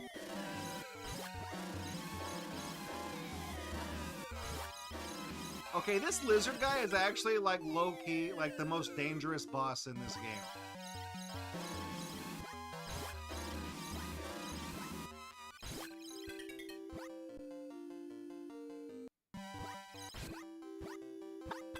Dude, it's never not funny when you just like jump in and oh my god, dude, the ALMAOs are getting me. Oh shit. Oh, man. Alright. Oh, well. Dude, I mean, that's why Bowser Jr. likes this game so much, is that, like, this one, I have played Dragon Buster. It's been a while, but that's why I was hanging on to that one, because I knew that was going to be, a banger. Certified banger. Alright, let me go back up to the... We'll talk in time this. We will wind that stream down. Put it back on talking time. Well, so 2 things I noticed. As Buster Keaton Rules pointed out, I didn't want to jinx it, so I didn't acknowledge it. But I believe we made it through tonight's stream without any blips, no cutouts severe enough to actually interrupt the stream. When it happened, it would only last long enough because of the packet loss with the Spectrum network. It would kind of just long enough for it to clip, and then if you reloaded the stream, we would already be back up. So we did have some dropped frames, about less than 0.5% of the entire 3-hour-and-a-half stream. So stayed up, which is good. Like I said, running it through a VPN does kind of artificially bottleneck my connection speed, because it does move my traffic to a completely separate network, route it through that, and then back, you know what I mean? So it does add 2 extra steps to the whole system. But that said, I don't stream at a high enough bitrate for it to really be an issue. I am using about 3/5 to 2/3 of my total, I guess, bandwidth through with VPN, and it seemed like it worked. So, Proton VPN, thumbs up. Use coupon code Gatorbox, save 0% off a 2-year plan. Best I can do for you, okay? So, it did work. So I think we got it figured out until Spectrum. I can hassle them to get it fixed. Otherwise, I do have like a 2-3 year plan with Proton, so we're probably good for a while. Anyways, to address this. Namco Museum Volume 2. I guess I don't have the, I can't just look on the case and remind myself of what games were in this. But I would say, I mean, obviously, when we were playing it, I kind of described this as being like, there's going to be a couple of games on the disc, they're going to be ones that you are going to know. And I said Mappy and probably Xevious would be the two games that a layperson would have probably definitely played or come across in an arcade. Like, you would have probably seen that game in real life at some point, because those were two very successful Namco games. You probably never saw a Super Pac-Man cabinet, but you would know who Pac-Man was, obviously. Same with the Galaga sequel. The game would be familiar to you if in the if only in the mechanics. So you would understand what that was, and you would adapt to those pretty quickly. Super Pac-Man, not a bad game. There's an interesting twist where they have the keys that open up parts of the field and stuff like that. There's a lot going on. It was a novel idea. It just wasn't very good overall. The game with the tank, Grobda, stupid name, can't remember it. Bad marketing. That was the Toy Pop for me, because like I said, Namco Museum 1, I'd never played Toy Pop before, but I played it first on Namco 1, and I loved it. I was like, that game is fucking incredible. The tank game is my Toy Pop from this one. That's my standout pick. I knew Dragon Buster was going to be good going into it, okay? I've played it before. I knew it was going to be good. I thought Dragon Buster was on one of the later Namco movies. I thought it was in like 4 or 5. Apparently Bowser Jr. XD did as well. So like when we were in the lobby and I saw Dragon Buster and we saw the dragon in the opening cinematic, I was like, dude, that's on this collection? I thought it was like a general Namco thing in the opening cinematic, but no, it is on this one. That might be one of the reasons why this one's one of the more expensive ones, because Dragon Buster was one of those games that I don't really think had a lot of home ports. There might be one on the Famicom. I can't remember. But I don't think it certainly wasn't released in the United States. So I think it's one of those ones where like collectors, in a time before emulation being so widespread or so widely adopted, people kind of seek this one out because they wanted that game, and there's very few ways to get it, to play it legitimately. So I can see why. But yeah, I mean, so far I'd probably say like the weakest ones on here would be Super Pac-Man. It's, like I said, ambitious, just executed weird. I'm trying to think what else was on this one. So we had Mappy, Xevious, the tank game, Dragon Buster, Super Pac-Man, and the Galaga sequel. The Galaga sequel is a nice idea. Really hard, though. I'm terrible at it. Just like Mappy. Love Mappy. Really hard. Terrible at it. But yeah, for me, the tank one is the standout. Like the surprise standout. And if you had never played it before and you just picked up Namco Museum 2, Dragon Buster would probably also be a standout, like surprise. I've never heard of this game before. Why have I never heard of it? This is actually a really cool game, kind of game. So those would be your takeaways. But yeah, I mean, so far I'm enjoying it. We do have 3, 4, and 5, and then of course the 6th one that was only Japan. They're cool things to look at, and we'll put it on cooldown for a month or so, and then sometime in July we'll bring out Namco Museum Volume 3. We'll put that one out. So I'm enjoying this. It's almost like the experience when we did the Tiger Gamecom experience a long time ago. We played all the games. This is the Namco Museum experience. So it's an interesting little thing. I won't keep you guys too much longer. I do want to say something real quick. I'll go grab something really cool that I can show y'all. So I have a Picarto channel. I don't have a command for it or anything like that, but I do post about it in the Discord whenever I go live on it. It's brand new. I've literally only streamed once. Let me show you what I'm up to on it. Let me go grab it real quick.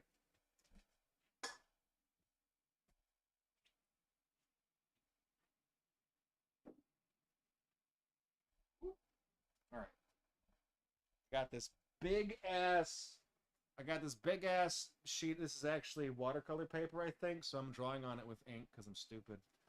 Drew this last weekend. I drew a big ass gadget from Rescue Rangers. I was trying to think of something familiar that I could, there's a lot of reference art of her that I can just look at. So I did this over the course of about 2 hours in the stream last week. And I'm thinking tomorrow night sometime I might just do like the Tiny Toons or something. Again, something that I just know that I can easily pull up a lot of official and or fan art of. So yeah, if you want to check that out. I'll post a link in the Discord whenever I go live on that. I try to keep the two things like mostly separate. I don't really want to cross the streams all that much.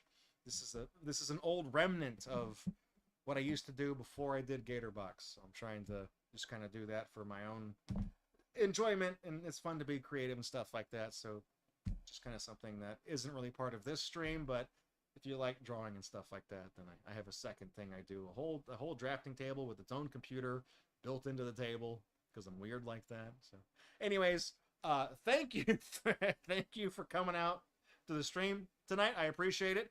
Next week, what do I have picked out for next week? Next week there is something on the schedule for next week. I thought I updated that.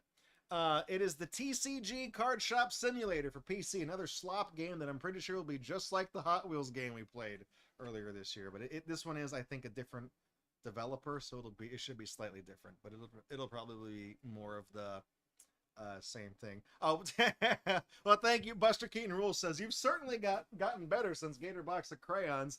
This is me sitting down on a big professional table with all my big boy stuff. I didn't do Prismacolor. Coloring this in Prismacolor would take an entire fucking week. I wouldn't do it. I wouldn't have fun with it. I could do it, but it would take a really long time.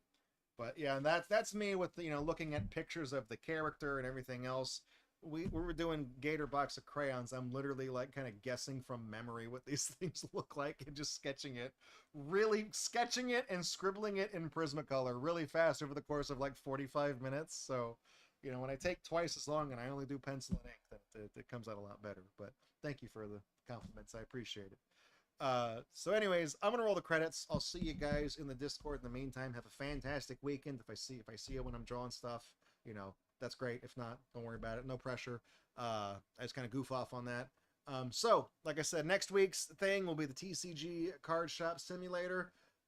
Still working on the Steamroll show. I would like to maybe get maybe one of those filmed this weekend. Maybe I'll just see what I have time for.